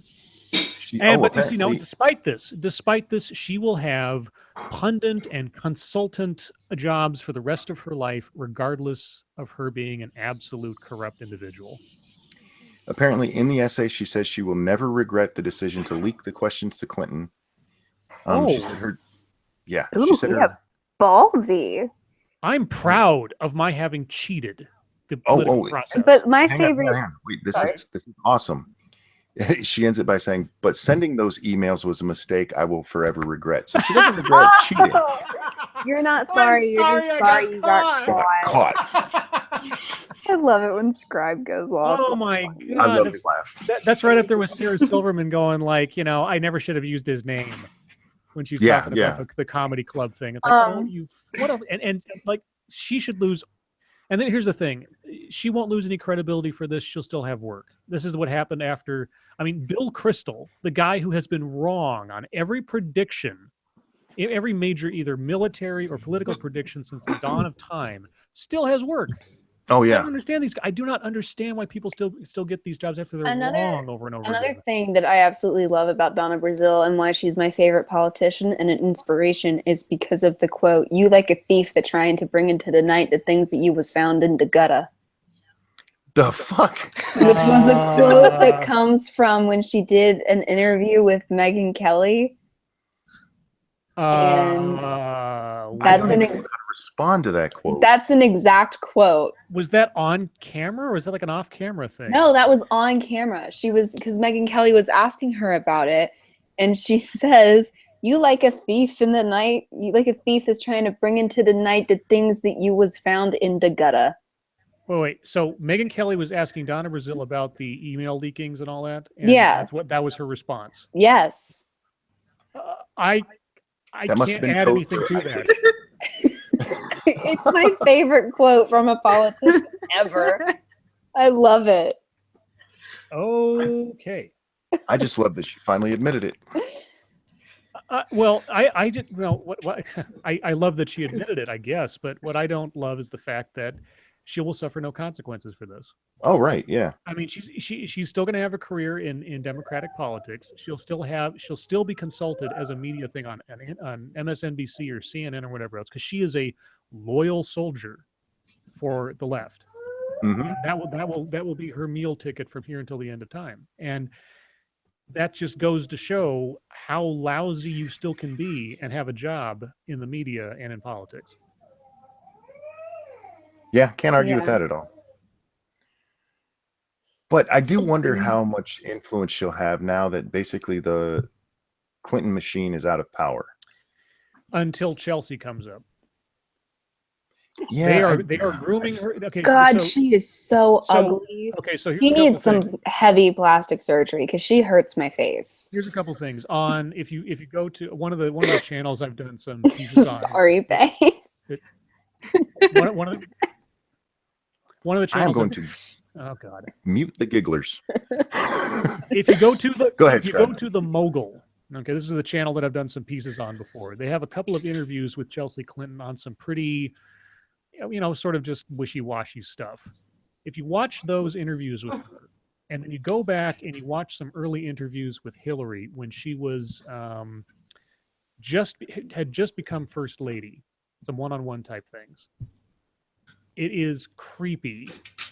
I mean, I understand they are mother and daughter after all, but they are grooming her for a run to politics in the near future. The Clinton brand will not die with Hillary. I don't think it'll carry as well because of how badly Hillary failed here.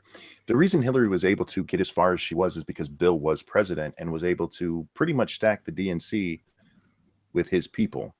And there was some change with that when Obama took over, but Hillary and Bill's friends for life are still pretty much in the DNC, and that's going to change because they how badly they lost. No, I completely disagree. I don't think that the inside Democratic core understands the flaw of their own doing.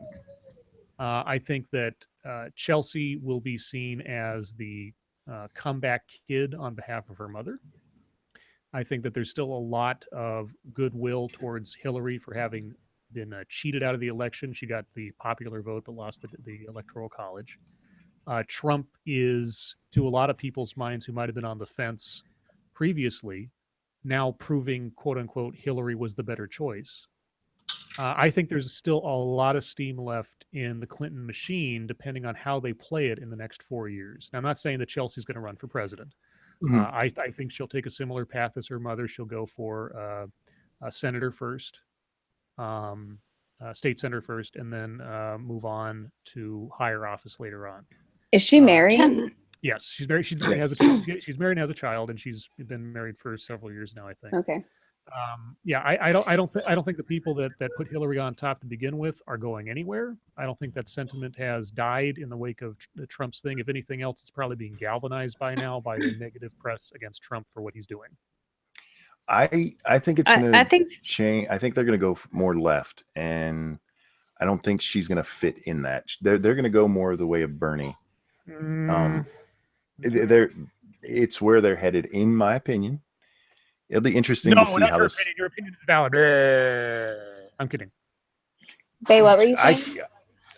I was gonna say that Donald Trump should pass a law that people that resemble horses shouldn't be able to become politicians anymore, and then you won't have to worry about Chelsea. Hey, that is no way to talk about Sarah Jessica Parker. I love that website. I still do. Sarah Jessica Parker looks like a horse.com for those of you who don't know. Is that seriously a website? It is seriously a website. The Parker looks like a horse.com. The whole thing is pictures of her next to a picture of a horse that looks like her. Oh my God. Amy Schumer says that the alt-right is to blame for her bad reviews on her No, it's special. not. You're just gross. Wait, what was that? I said Sarah Jessica Parker had a special that came out on Amy Netflix the Schumer other day. had a special. Okay, one person tell the story at one time. Let Monkey so talk for a confused. second. Let Monkey Okay, speak. I probably said the wrong name. Amy Schumer had a special that came out on Netflix, and it was just trashed in reviews. Is that the one where And she was wearing the leather bodysuit thing? Yeah. Yes. Ugh, yeah. It was She nasty. says the alt-right is the reason it got bad reviews, not because she was actually bad. She was bad. I'm going to have to watch it. I still haven't. I've seen the pictures, and that outfit is fucking horrible. No, you have to watch it. I watched it all the way through. I can't You know what we bring should do? myself to. You know what we should do? What's that? We should do a stream where we all watch it at the same time and just end up making a commentary track for anybody else who wants to watch it. Nice. I'm going to do that on my second channel. I'm going to do that with 50 Shades of Grey. I'm going to watch 50 Shades of Grey in real time, and I'm just going to comment. Oh, I'm not darn. going to show it on screen or anything. I'm just going to give an audio commentary that someone could conceively watch along with me. Oh, dude, it's We so should, bad. you know, we should. Oh, I know. That's what I'm gonna do. The whole stream's just going to be like, oh no. No. That's going to be the entire thing. Just a whole lot of no and groaning. We should do it. I I mean, it would help I if wanna hear like it. we could actually play it as well while we cringed, but you know, like for the audience or whatever. I don't know. Okay. Well, there's watchtogether.com. Watchtogether.com. What's that? Yeah, more or less it's a site where you put in a link to a YouTube video and like multiple people can like watch a video Oh, all at the same time? in sync with each other, and yeah, it's pretty good for stuff.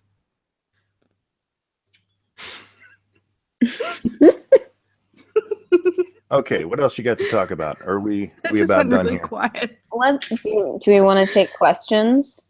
I do have Oh yeah, some we I haven't wanna- done that. Oh, I do have something that one of my viewers, I guess, or our viewers sent me that they wanted mentioned. Okay, It's an article from. hold that thought. Chat, go ahead and get your questions ready. We can scroll back, Go ahead, Scribe. So it's an article from The Advocate from March 10th. LA Pride replacing parade with a protest march. Oh, for fuck's sake. Why? Yeah, Well, same. let's go. What's the difference? Instead of an annual parade, this year's LA Pride Less will dick feature sucking. will feature a protest march through Los Angeles and West Hollywood. The organizers of the annual event are teaming up with the LGBT Resist March, which is happening nationally on June 11th. So we're going to have another national march coming up, this time for LGBT Resist. Construction at West Hollywood Park has reduced the space available. Christopher Street West, which organizes LA Pride every year, made the announcement during a Wednesday night meeting. Christopher Street West board president Chris Klassen said the group was losing around 70% of the space it used in the 2016 festival because of a 3-year construction. I don't care about this. Why are you doing it?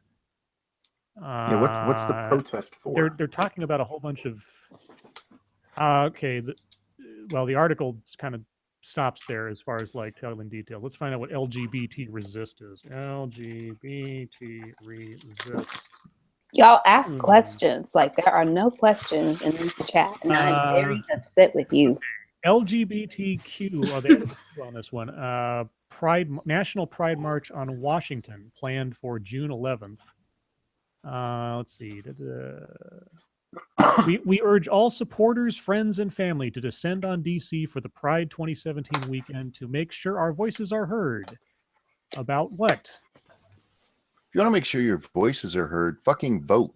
Okay. See, we want to build off the momentum the strong women in the U.S. and around the world started on January 21st. They set the tone with their leadership, and it is our intention as a community to follow their lead and play our part. In what? We are solidified as homosexual or queer or transgender. The end. Apparently, there was a fat acceptance advocate that died today of a heart attack at 34. Duh. Wow, that's sad. It's predictable. Who was it?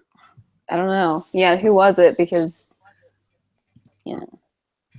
Okay, somebody asked in the chat if I had a bracket filled out for March Madness. I could not care less about college basketball. Couldn't. It's a bracket. I said you could said not. could not. You're right. Oh God, sorry. You're right. I'm dumb. English major, you need to back the fuck up. Something different. Favorite ice cream flavor, butter pecan. We talked about this, and I said that there was like a Haagen-Dazs thing that had like caramel cones in it, but then my mom reminded me that I also like anything that like starts with like triple or double chocolate, and she's right. Oh, Yeah, yum. female. Fish food's also good. What? Oh, yeah, It's called fish food. Fish food. What does that mean? Oh my God! It's a type of ice cream. It's Ben and Jerry's. It's a music Yeah. star. Okay, it's fish food. It's like it's ice cream that has like chocolate fish in it and marshmallow swirl. Is it spelt like fish or? It's PH instead of an F. Why? Because it's not real. Just to piss you off.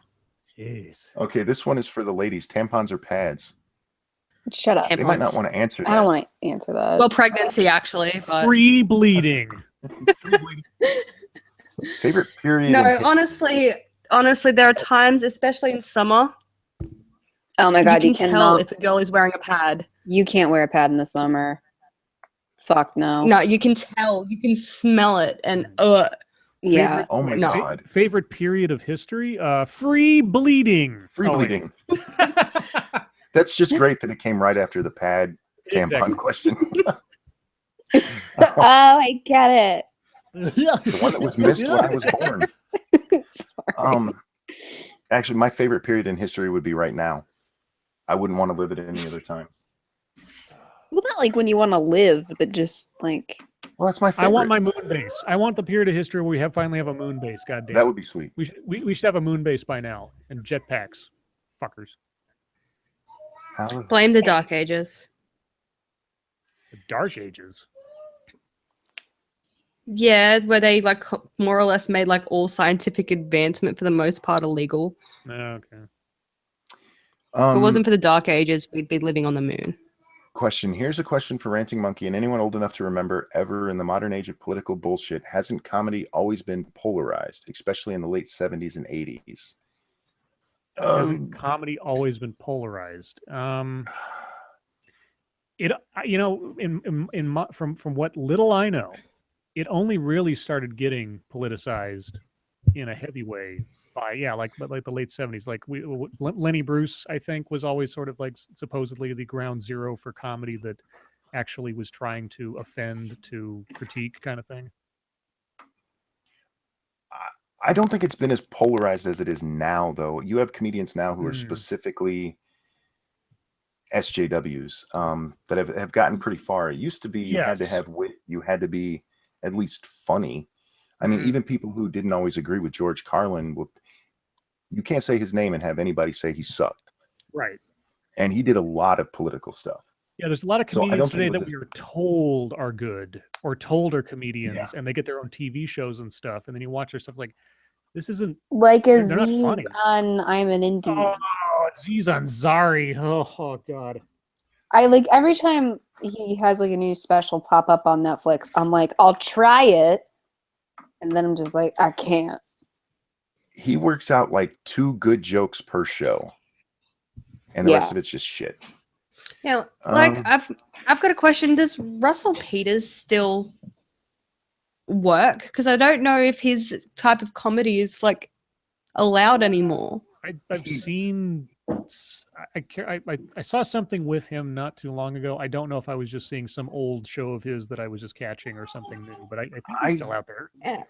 I was watching him maybe a month ago. There is still new content, but it's. I think the earliest I saw was mid 2016. Yeah, because go ahead. Oh no, just because like his is like his shows are the perfect demonstration that jokes about offensive things make them less bad. Like you because I've been to one of his shows and it was literally just like there were Muslims happily sitting next to Jews, happily sitting next to Hindus, happily sitting next to Punjabis, happily sitting next to Christians, and it was great. No one gave a flying fuck about them hating the people next to them because the guy on stage was funny. Yeah. And it was like the most rainbow audience I've ever seen in my life. Somebody asked what our favorite fast food restaurants are. I like Taco I just Bell. got to that question. Favorite fast food restaurant? Jack in the Box. I answered this the other day, and I'm probably going to answer it differently because it changes. It does. I like McDonald's. Monkey. You're supposed to be boycotting that. Yeah. Wait, why are we boycotting? I'm just like, I cannot keep up with all these fucking boycotts. I swear to God. There was a tweet that came out on their official thing saying that Donald Trump sucked and that they wish they could have Obama back. Oh, I don't give a shit. I'm also supposed to be boycotting Nike and Starbucks, but I had Starbucks yesterday. I'm wearing a Nike right now, so I'm bad at being alt-right. Oh well. Who is funnier, Louis C.K. or Jim Gaffigan? That's a good question because they're funny in different ways. I would go with Jim Gaffigan. Yeah. I don't know who that is. Jim Gaffigan. Oh my God. Pockets. Go watch Jim Gaffigan on Netflix. Stay away from King Baby. It's not How do you his spell best. Gaffigan? Gaffigan. Okay. He is fucking awesome. He doesn't do blue comedy. You're not going to get cussing or anything. It's all just observational stuff, and he's funny as fuck. Yeah, he's really I like Louis C.K. I don't like how many weird masturbation jokes he does. I like Louis C.K. I like specific bits that Louis C.K. does. Yeah. But there's a point where I'm just grossed out. It's kind of like Amy Schumer in a way. Yeah. Because he's just saying it to be gross. Well, Louis C.K. will always have a special place in my heart because I got to see him live when there was like 5 people in the audience. And really? Yeah, it was one of the best shows I've ever been to. He was just funny as shit, and we actually got to talk with him and stuff. So, really good show from him. I'm going back through questions. Sorry, guys. Keep talking. That's penguins. Close. Oh, Penguins. fuck that. Have you watched? But Have you no, watched March of the Penguins, SDA? I think I saw it in theaters when it came out. Oh, I thought you'd be like just like I- watching that all the I time, cried. and rubbing out to it. I did too. I, Oh god. I cried watching it because of all the dead baby penguins. Yeah, I can't watch like nature stuff because it's like dead babies. I don't like dead Oh, babies. Trials of Life. God, that was a great series when I was growing up. The only Oh. good dead babies are dead babies and dead baby jokes. Uh-huh. But dead animal babies, that's just unacceptable. It's sad. Oh, apparently, And, fat yeah, in- acceptance speaker died at age 34 is fake. Oh, okay. Oh, that's sad. Huh. Cool. At least nobody died. I can't believe that nobody's asking questions. We're actually paying attention for a change. Yeah, I know. Scribe Light, will you interview Gutenberg? Someone asked favorite epic poem. None. I haven't read epic poems. That Beowulf, the end. Beowulf. Nice. Scotch, actually, I've got Gutenberg going. He's going to be on Scribe Stream number 5 tomorrow at noon Pacific time. At least that's the plan.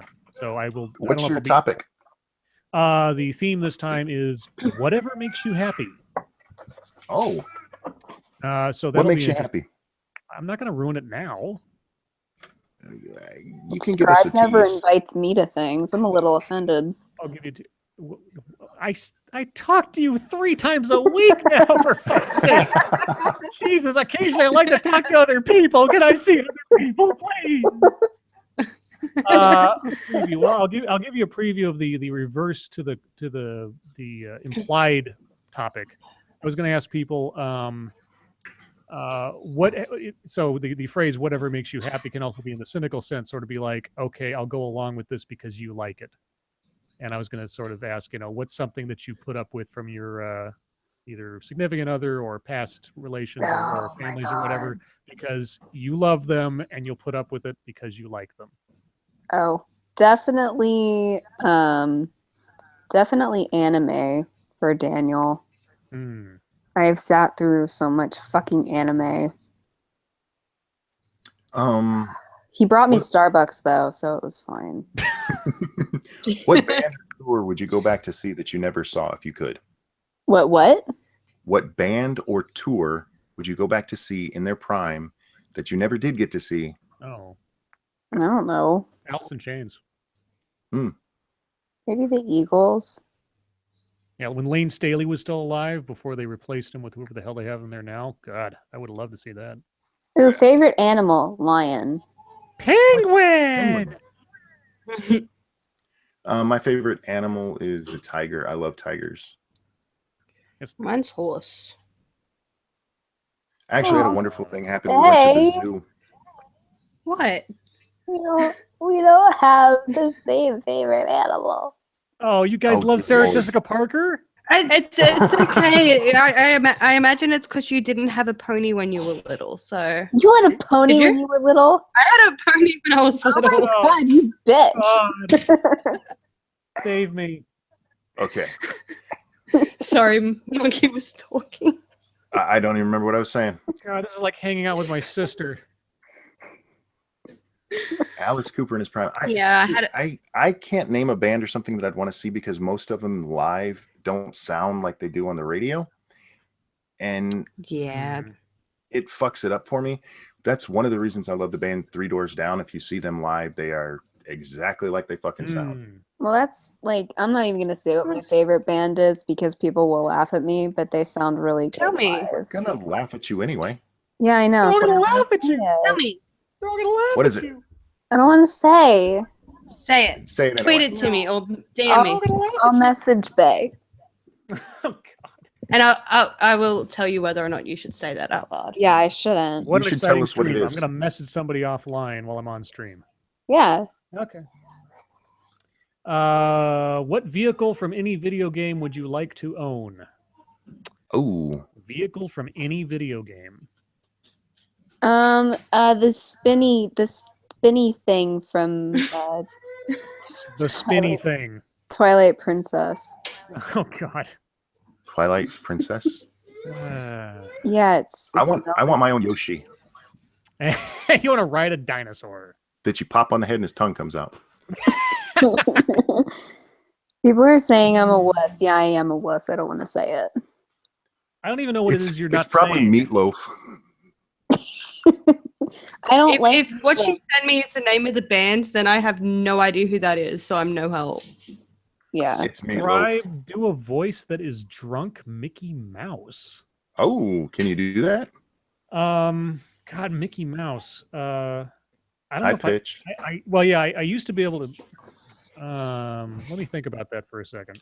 It's the penguin voice with a little bit more shucks in it. No, I know. Thank you. Thank you for telling me how Mickey Mouse sounds. I had no idea. I'm just telling you to add a more shocky sound Can to you tell me about your Meatloaf? penguin voice. Yeah, okay. God Thank damn. you. Actually, no, I would have never had it, so thanks for that. Oh, hey, everybody. I'm really kind of woozy. That's about as close as I can get.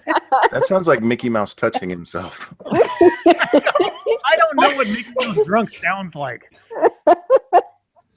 Apparently, it sounds like Kim Jackson. That was my first. That was my first and only attempt at doing a drunk Mickey. No one's ever asked me to try that before, so pardon me if I didn't get it right the first time. It's not Owl City. If you guys guess it, then I'll say, but I don't think you will. Owl City? You mean the ripoff of the Postal I need to Service? Google Yeah. this band.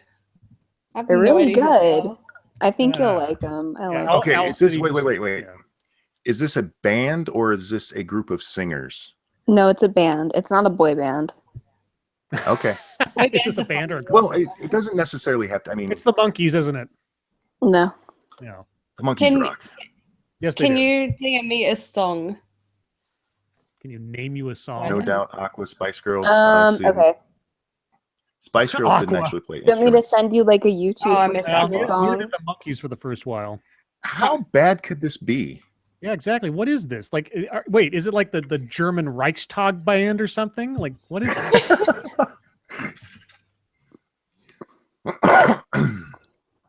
What Is it- country is is it the top Hanson? of your list? It's Hanson, isn't it? No. What country is the top of your list to visit? Australia. The UK. Aww. That's a given. No. Yeah. I'd like to go to the UK. Yeah, Actually, I'd like to go to Ireland. Well, yeah, I have ancestors in Scotland, and I'd like to go check that out. I would Okay. like to go to Scotland, but after the US, because I have to go visit. I need to see where Bay grew up. Yeah. Oh God, what was that? Yeah, it almost sounded like you auto-tuned your yeah. Like, holy shit.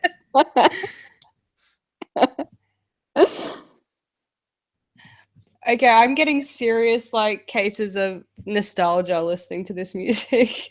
The genre sounds like what I used to always listen Yeah, to. exactly. That's why I'm like, I don't What- even want to What say it. fucking band is it? Just say it. No. How Just can tell this 'em. be? Can I It's tell good though, them? isn't it? What? It is. Yeah. Do you want me to tell them so you don't Yes, have to tell say us. it? Fuck no. What the- Okay. It doesn't make any Okay. sense. How can saying the name of a Tell band us. be embarrassing? Because it's like from my weird emo days, and I just don't want to Is say it it. My Chemical Romance? No. No.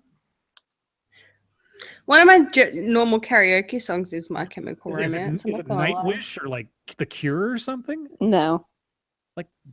You couldn't My be ashamed of crazy- the Cure. I don't. Yeah. Holy shit. What is it? I would definitely be ashamed if it was The Cure. Ugh. Why? The Cure rocks. Because my crazy ex-lesbian girlfriend really liked it. So, Oh, so It's because they tainted. liked it, you have to hate it. Okay. yep. So exes taint things. They do. Hmm. I can't watch I Ben can't 10 hear the word anymore because I used to taint. watch that with my Taint. what? The taint. A taint. Oh. Do you know what a taint is? Yes, we Um, know what a taint is. I was not Shut up. disparaging Nightwish. She was just talking about emo stuff, and I was trying to think of like emo bands, and I'm like, Nightwish was something a bunch of my emo It's not friends listened to. Evanescence. It's not Nine Inch Nails. Nine Like Inch you're going Nails a is little not too emo. heavy, to be honest with you. Why don't you be honest with us Light and just tell us what emo? the fuck it is? Oh, panic. Bless. Oh my god. Okay. Panic is involved. But wait, Panic on the Dance Floor. I I don't thought think you that's said a song. Titanic was involved. I was like, good That's God. a song. That's not a band. it's not Blink 182. That Okay, would I'm be done. I too don't care. cliche. Yeah, me too. I stopped caring. Any other questions from you guys? Chat? Hypo negative. Yeah, the singer's voice could pretty much like baritone the baritones. Remember, there's people at work right now who are counting on us for content, so I know, right? Come on, chat. You got we're responsibilities. trying to help people. Yeah. Oh, someone in the chat mentioned Good Charlotte. I love Good Charlotte. The best gig I ever went to was by them. Because they didn't actually have a support act. It was a pre-tour gig. And their support act was actually a freak show. And Okay, it there's was really one for cool. Yeah, if you could Hey, redirect a movie Scribbles. that you... Oh, my screen went black because I haven't moved my mouse in a while. Come on, come back. If you could redirect a movie that you have ever seen and said, I could have made that better, which one would it be? Mars Attacks. Oh my God. I was a huge fan of the trading card series and that artwork and all the themes in that thing before the movie came out. And when I heard they were going to make a Mars Attacks movie, I was like, oh my God. Because Mars Attacks, the card series, was about the horrors of war. It was about commentary on just warfare and the brutality of it and everything else. And that movie was stupid. It was so stupid. It could have been a great horror alien movie, like an old throwback to like the sort of blunt goriness of the 50s sci-fi kind of stuff. And Tim Burton is a fucking moron when it came to that movie. And so, yeah, that's the one I'd remake. For me, it would be the Warcraft movie. Oh, yeah, because you're a big Warcraft freakazoid. Yes, and that movie could have been great. It I never should have saw been it. great. Never saw it. Blizzard's writing is so good. That's when they shouldn't even have had to fuck with the script very much. And they did what they always do when they bring in a property. It's what they did with the original Spider-Man, what they'd always done with comic book movies before. They tried to make it like every other fucking movie out there. I don't Gotta have understand a why. love interest. Yeah. I don't understand why Blizzard just doesn't dump a bunch of money into making a 2.5 hour long cutscene from their game. Because those are always so good. They are, and they do that all in-house, and they should just release their own movie like that. They wanted to do it live action, which okay, fine, but no. Just do what you do with your cutscenes. It wasn't live they would have action. made a bunch of guys in front of green screens. No, it wasn't. What did you guys think of Avatar? Because people are talking about it in the chat. It sucked. So it's overrated by a mile. Even the visuals, and yeah, great. It's a crappy movie. It's a completely... I think it just did really well. Huh? It's Pocahontas, but with blue people. No, it's Dances with Wolves and Fern Gully mixed together.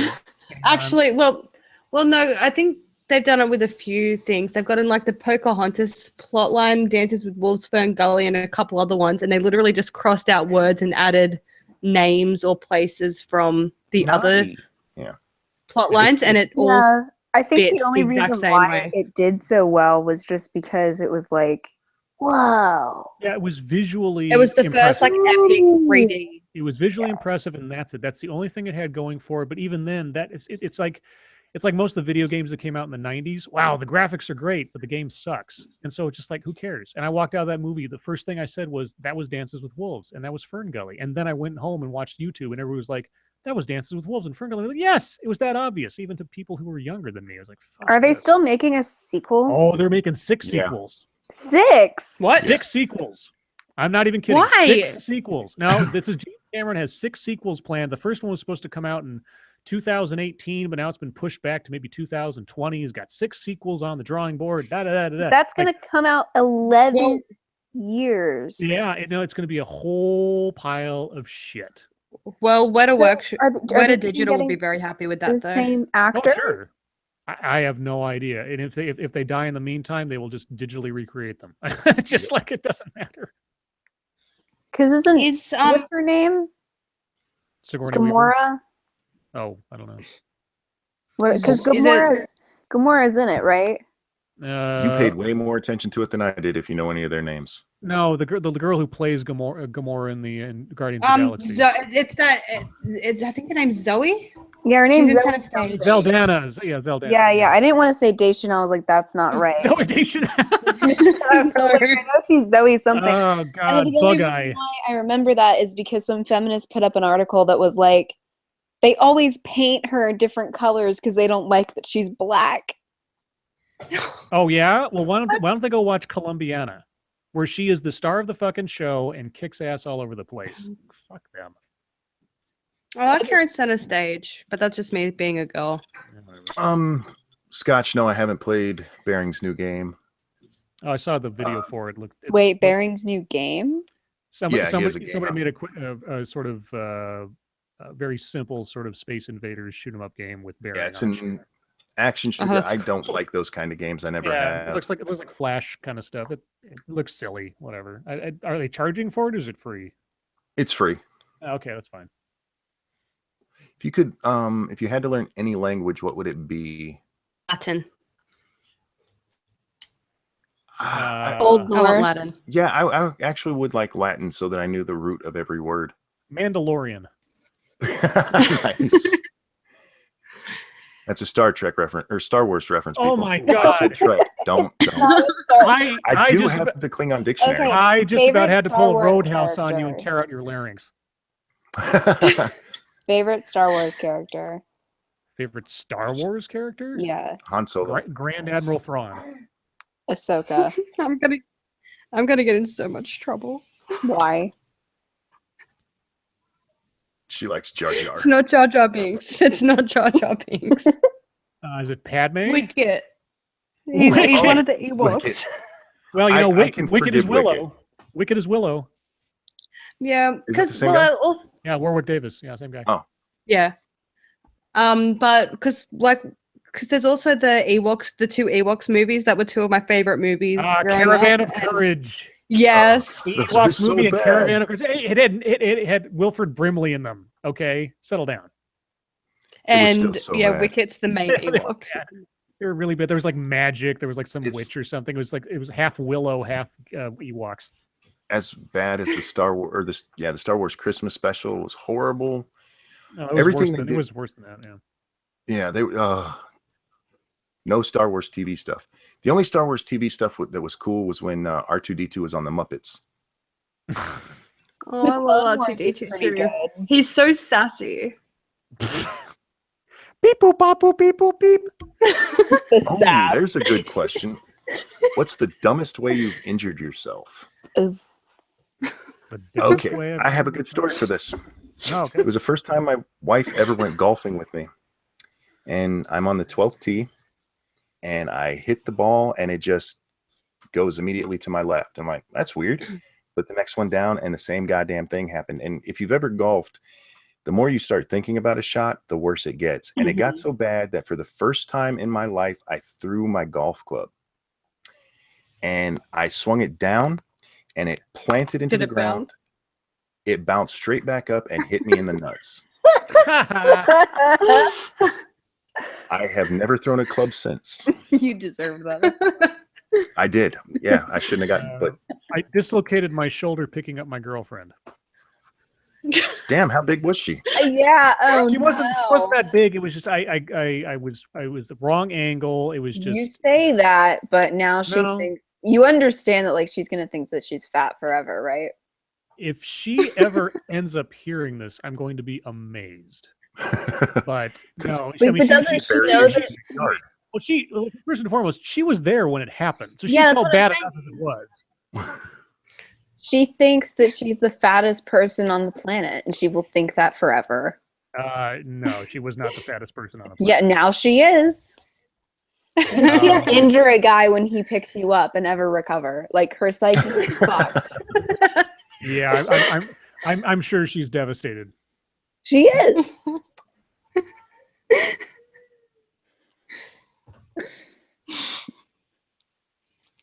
So, what's the dumbest way you've hurt yourself, Bae? I don't Penguins. know. I honestly don't know. I haven't been injured that many times. I don't know if mine's the dumbest way I've injured myself, but it's probably the funniest injury I've gotten, and that's because I had to try and convince people it wasn't during sex. What did you do? Stixie sprained my neck. We were wrestling on the bed. And I fell off and landed on my head. My neck, and I had to wear a neck brace for 2 weeks. Are you sure it wasn't while you were having sex? We were fully clothed, I swear.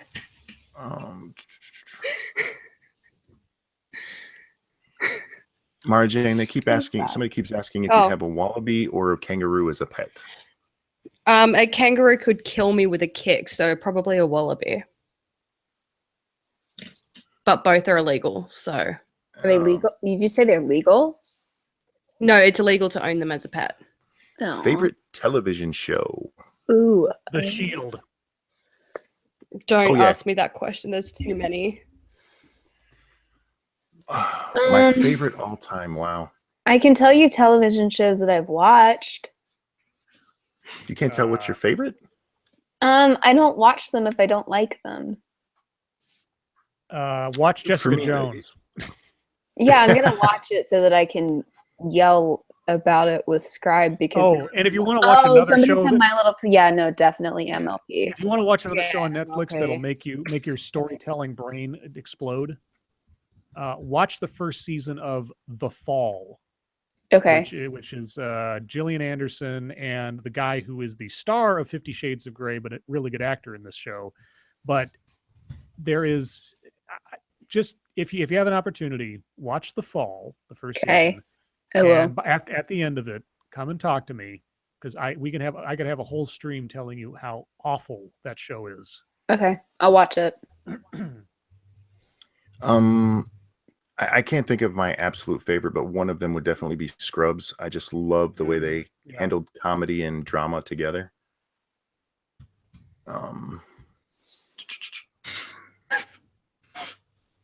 Sorry, chat just reminded me of something. Someone in chat just reminded me of the Emu War that we lost. What? The war there was with a war against emu, not emu. But emus in Western Australia, and the humans lost the war. That's hilarious. How? Like Planet of the Apes. The emus are very hard to kill. They just didn't stop. So what did they do? They retreated and left the emus alone. Run away! Run away! See, that's why you guys need guns. Big, powerful We ones. were allowed to have guns then. Even with guns, the emus could not be deterred. That sounds like such a bad movie. I would love to see a movie about emus like overrunning the Australian population. That'd be amazing. Post-apocalyptic Australia. Emus. With their allies, the dingoes, to steal babies. Zero Cool. Yeah, no. Sorry. He said he thinks it's impossible to have a favorite movie or TV show because of your life experience. And I would agree with you on TV shows, but movies just so easy for me to pick out. My favorite movies since I was, 10 is An Officer and a Gentleman, and it's always stayed that way. Ooh, I have a couple of favorite movies. I have a few. Yeah, my favorite movie from when I was since I was 2 was The Lion King.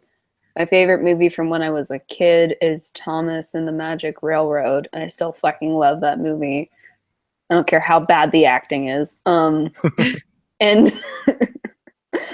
and my favorite movie that's recent is Frozen. Oh, I hated that movie. I saw it 7 times in You are theaters. such a girl. 7 times. The Hunt for Red October. And I meant it. I've got too many again. One of my favorite movies growing up though was Drop Dead Fred. It's amazing. Yes, Drop Dead Fred. Good movie.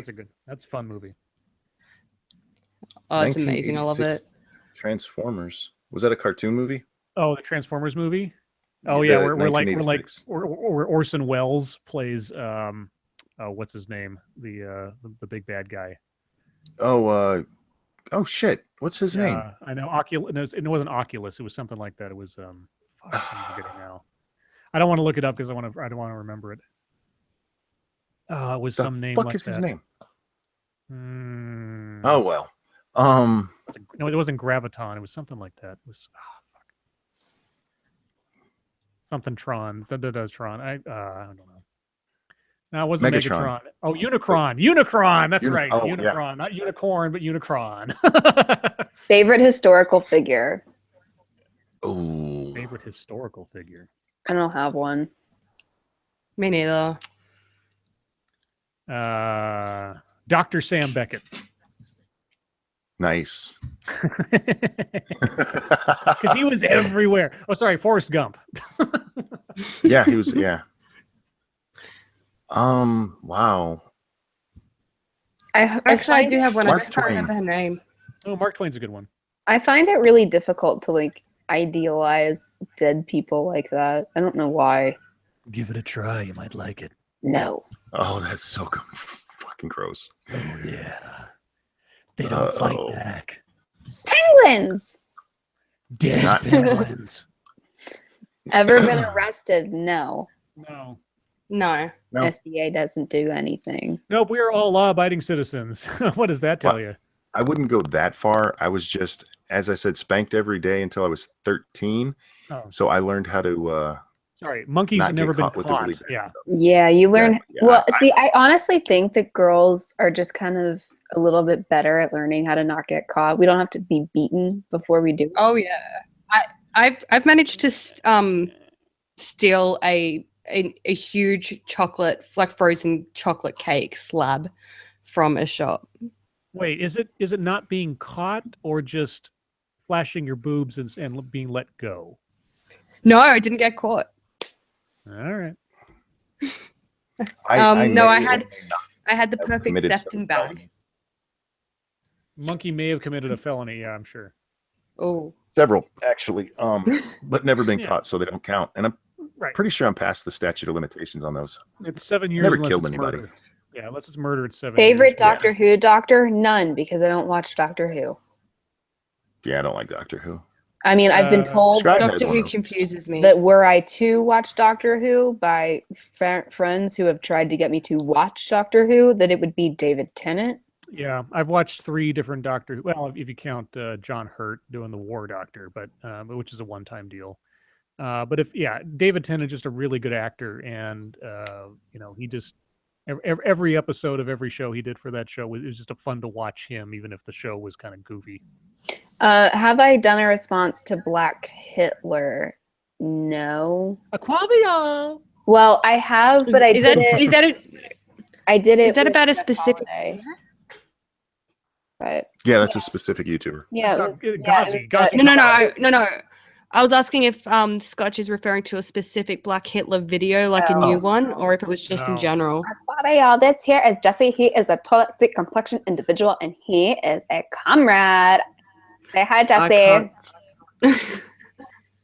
I still randomly get really cranky comments on my Black Hitler video because they search his name and it comes up. Zach, I do that voice well because I can do mild impressions of people that I've heard talk and have distinctive voices. I'm pretty sure my impression's a little bit better. You do really good impressions. You do a really good Australian accent. And I will forever praise you for that because you're the first American I have ever heard actually be able to do one. Who, me? Um, No, Me. SDA. No way. Crikey. Have I decided Get in the if Trey car. said? Somebody asked if I had decided if Trey said fairies or furries yet. I think he No. probably said furries. Yeah. But I listened to it twice. He said furries. Oh, apparently Barron got threatened by vegan gains. I honestly, Ooh. I don't give an S word about he threatened to shoot much him. of what Barron does He anymore. threatened to Oh, did shoot he? him? Really? Did Yeah, you say that on a he- YouTube video? Is that like when Yeah, he he's flashing a threatened? gun. Oh, where's YouTube Heroes on that one? Yeah, no That's shit. really scary. That's not. He's a big puss. Who's vegan gains? Yeah, I know, but like He's still, a that's YouTuber. Baggy creepy. vegan on YouTube. you know, it's funny Huh. because like if you see pictures of him and he's like, I'm vegan, and like he looks like, except for the muscle tone, he looks like a starving child from Africa. He is so That's- yeah. fucking skinny. It's creepy. Are you yawning over there? Sorry, I was up early. And apparently Sylvester Stallone is in Guardians of the Galaxy 2 somehow. Cool. Do we- Maybe he'll be Howard the Duck. Maybe he'll be Judge Is he Dredd. still around? Oh, it was a Oh, that'd be BB sweet. gun, He apparently. shows up at the end in one of the in the collector's capsules. Judge Dredd standing there. Nice. How did we get talking about Gaddafi? The hell did I miss? What? Wait, where's Gaddafi? Gaddafi? This is as far as Gaddafi, hard to Gaddafi say. Duck? not a Nobody good was guy. talking about Gaddafi. Now we are. It's in the chat.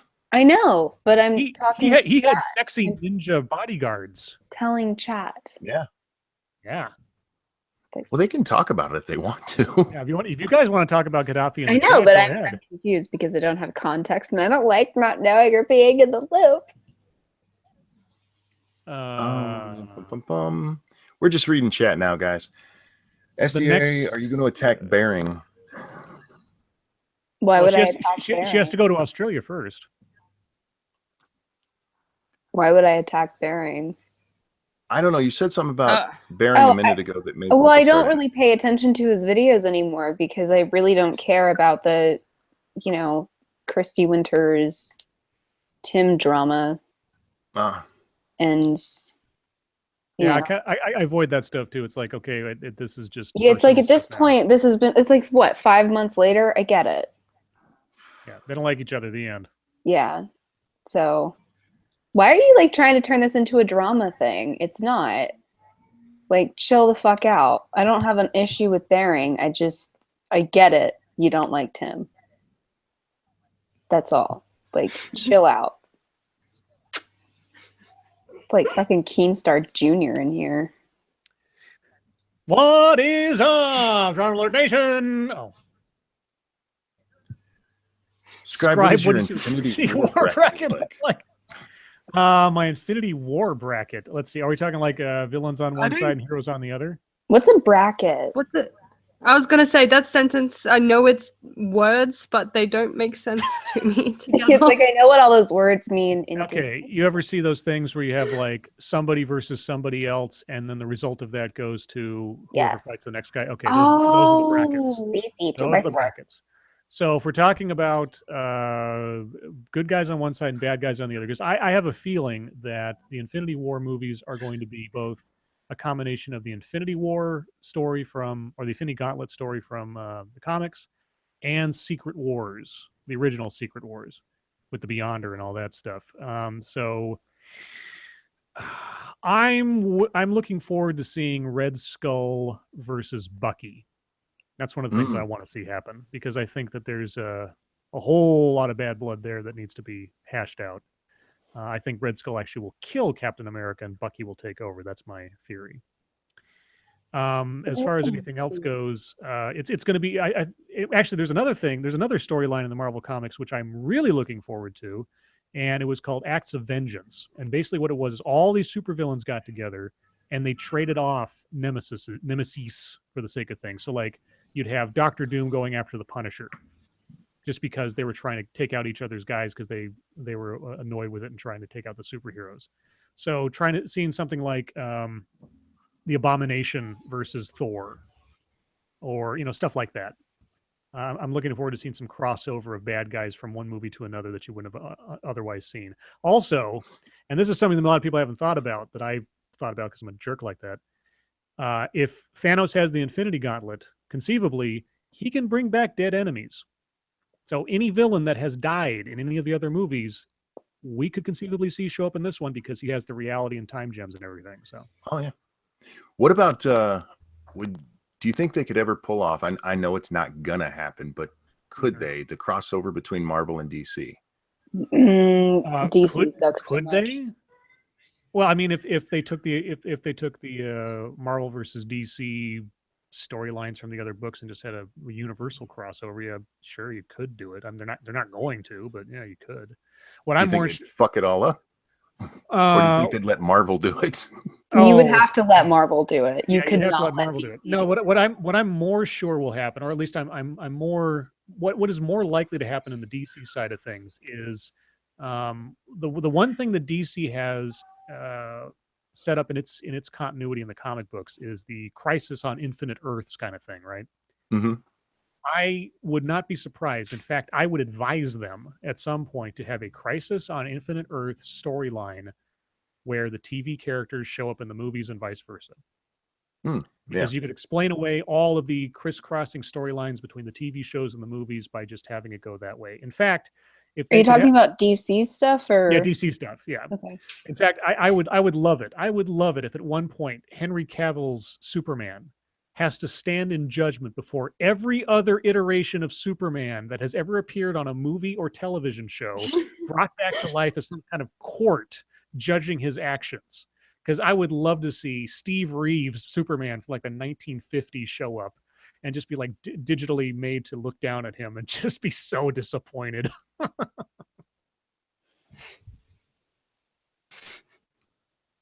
Okay. Okay, I guess I killed that conversation. Pardon me for bringing up a 1950 Sorry. Superman. No, sorry. Half of that conversation, I was just thinking, I like Arrow. Because Like he's cute. that show right? is something that. Because he's Hey, pretty. No, Maybe I mean watch he that is, too. but no. Yeah. No. I no. love Felicity. Uh-huh. I watched that show for Felicity, but it's also See, when you say you watch I- Felicity, I think of a completely different TV show. yes, You but will I'm know what I talking mean. cute Felicity, not bald Felicity. Is Felicity a male or female? It's a girl. Okay. That's a very good question. Well, because you said bald. Oh, does she have cancer? No, she shaves her head for some reason. Oh.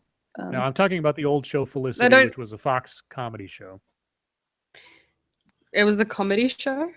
Yeah, it was a I also comedy show. remember that Felicity was at some point an American Girl doll, and that's the only reason why I know the name.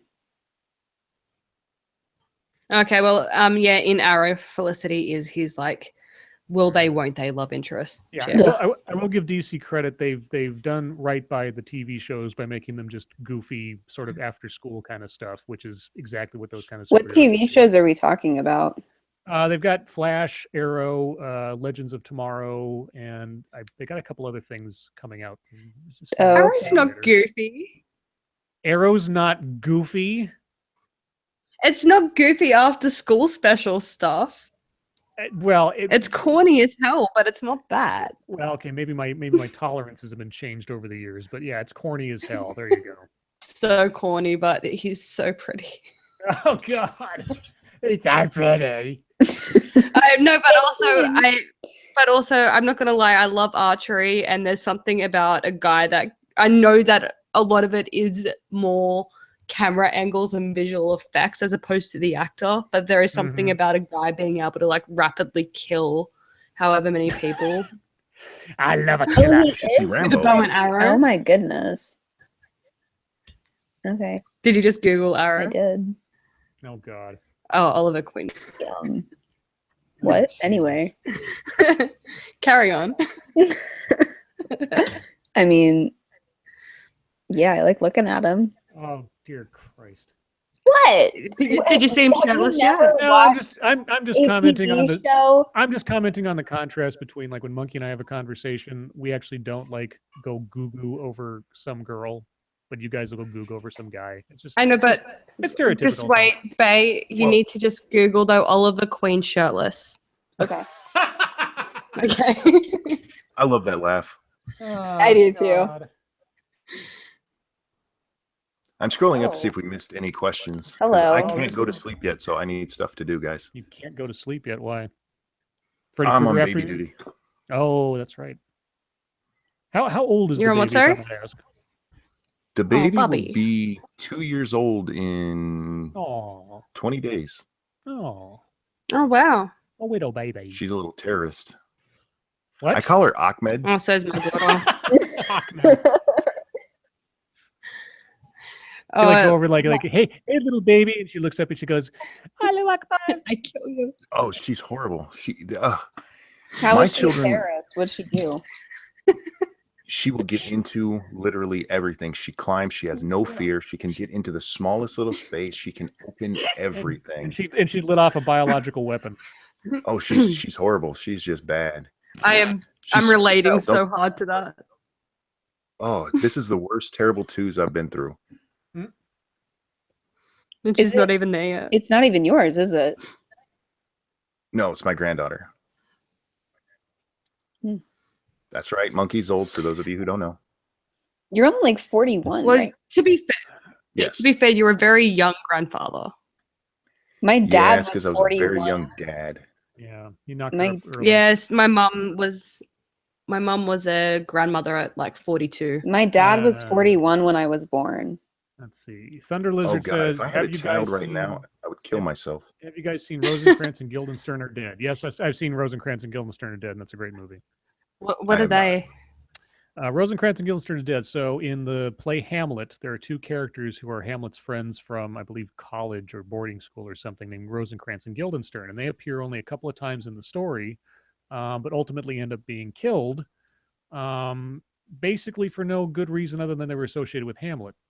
And Rosencrantz and Guildenstern Are Dead is an entire movie that tells the story of Hamlet from the perspective of these two characters. And basically, whenever they do their scene, everybody disappears. They're kind of alone in this universe, sort of wandering around, and they just sort of tell the story of what these two characters would be doing in between the points in the play that they actually appear and have anything to do with. And it's such a sad story because you see from these two characters' perspective how just completely harmless they were and just had nothing to do with anything, but they ended up getting murdered anyway. It was it's a great it's Gary Oldman and Tim Roth. It's a great movie. So would I I got end two up crying? questions. Would you end up crying? Would she cry? Probably not. It's not that. Yeah, kind of would I sad. cry if I watched that? It's sort of pathetic sad. It's not sort of like Well, tearjerker I sad. well, I will say I cry if I see a puppy fall over lately. So Can't help you there. The only time that I'll cry in a movie is dogs or cats or animals. Anything else, I'm I like, used to be like that, fuck. and then I got knocked up, and now I'm fucked. I'm sorry. That's my fault. I think you were fucked before you got knocked up. That's usually how it happens. My favorite musical composer, classical music composer, is Beethoven. I know that's cliche, but I love his music. Oh, the big there's a sheepdog? question. What's that? Big dog. Big sheepdog. Big dog. He's not a sheepdog. He's a Saint Bernard. Oh, sorry, Saint Saint Bernard. Bernard. Yeah, like Cujo. Somebody asked for everybody, what games do you play? I think we established that I play Shadow of Mordor. You're gonna play Shadow of yeah. War. Yeah, I'm She excited. likes Assassin's Creed. I play mind games with women. Nice. I also play The Sims, and there is a game on the 3DS that I like a lot. It's called Fantasy Life. It's really, really good.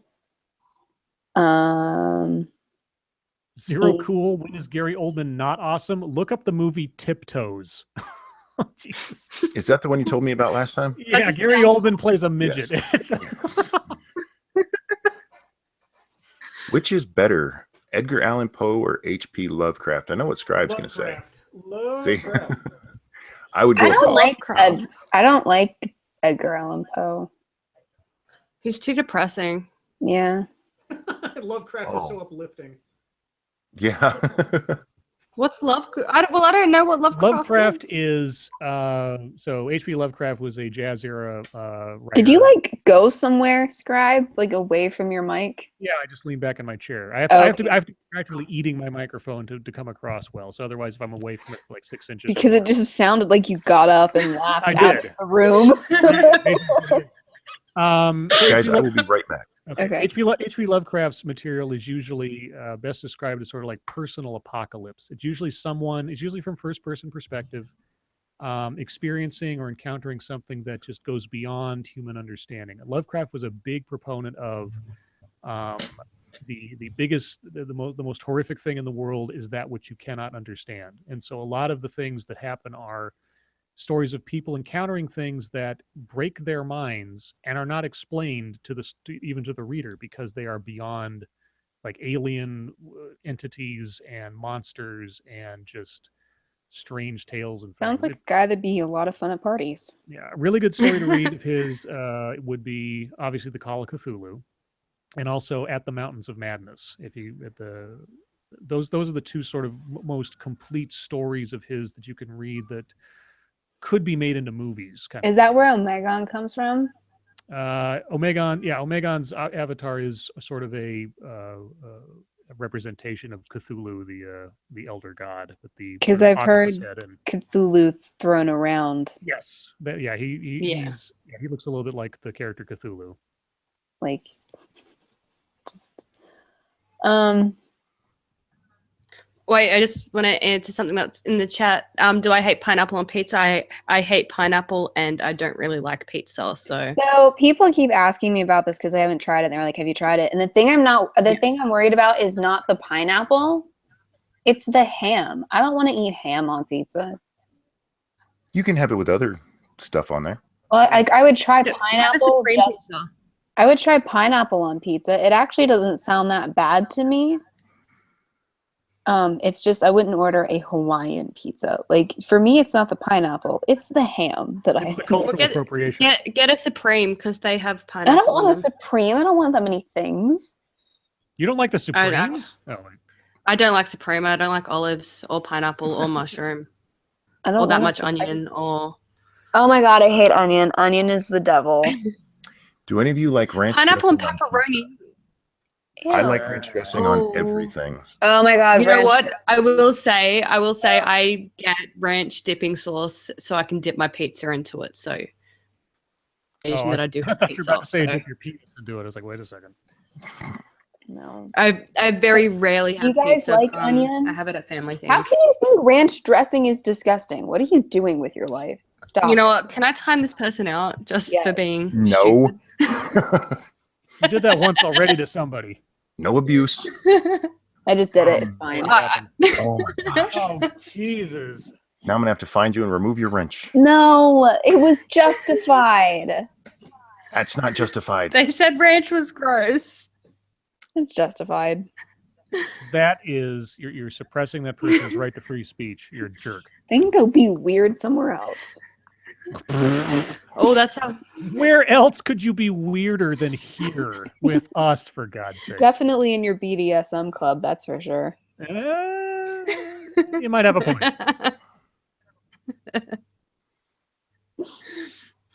I was supposed to do make a video for that tonight, but I got caught up in this stuff. Yeah, I have a question. Was because I only saw it in chat like way earlier, like towards the beginning of the stream. Is you being called Leather Daddy like a predetermined thing, or was that just happened What? in this chat? You've Someone been- in chat before was calling you Leather Daddy. Have you not seen that yet? No, I know the term. It doesn't. I wouldn't. Yeah, apply we've it to- been calling you that in chat the entire stream. No, I didn't. Yeah. Even, okay, whatever. It doesn't really apply to me, but that's fine. Whatever. Why not? If I'm not mistaken, Leather Daddy means I have to have like a leather outfit and be sort of like gay, and I'm not Oh, really? either of those things that I recall. Yeah. Really? Yeah. I just thought it was like a male dom. I mean, truth be told, there is a lot of lingo out there and a lot of uses of it. If there's some other Leather Daddy in the context I've ever heard it of is for guys who are gay and Urban can I finish? Urban Dictionary says that it is another word for dom. Okay. Well, if that's I've heard different ways of saying it or different contexts. So if that's What what it did you is, hear it If- said as? as being like a gay leather wearing dominant. That's how I understood it. But if it's interpreted as otherwise just as a dom, okay, then I that would apply then. Sure. Scribe is a leather plunger. Yeah, there you go. Okay, Something- guys. I'm actually gonna have to wrap this up. I need to go Yeah. lay down. All right. Yep, I'm running out of steam myself. Yep. Chat, thanks for coming. Mara, SDA, Scribe, thanks for being here. Yeah. Fun as Thanks always. for having us. Mm-hmm. Thank y'all. See you guys next time. Bye.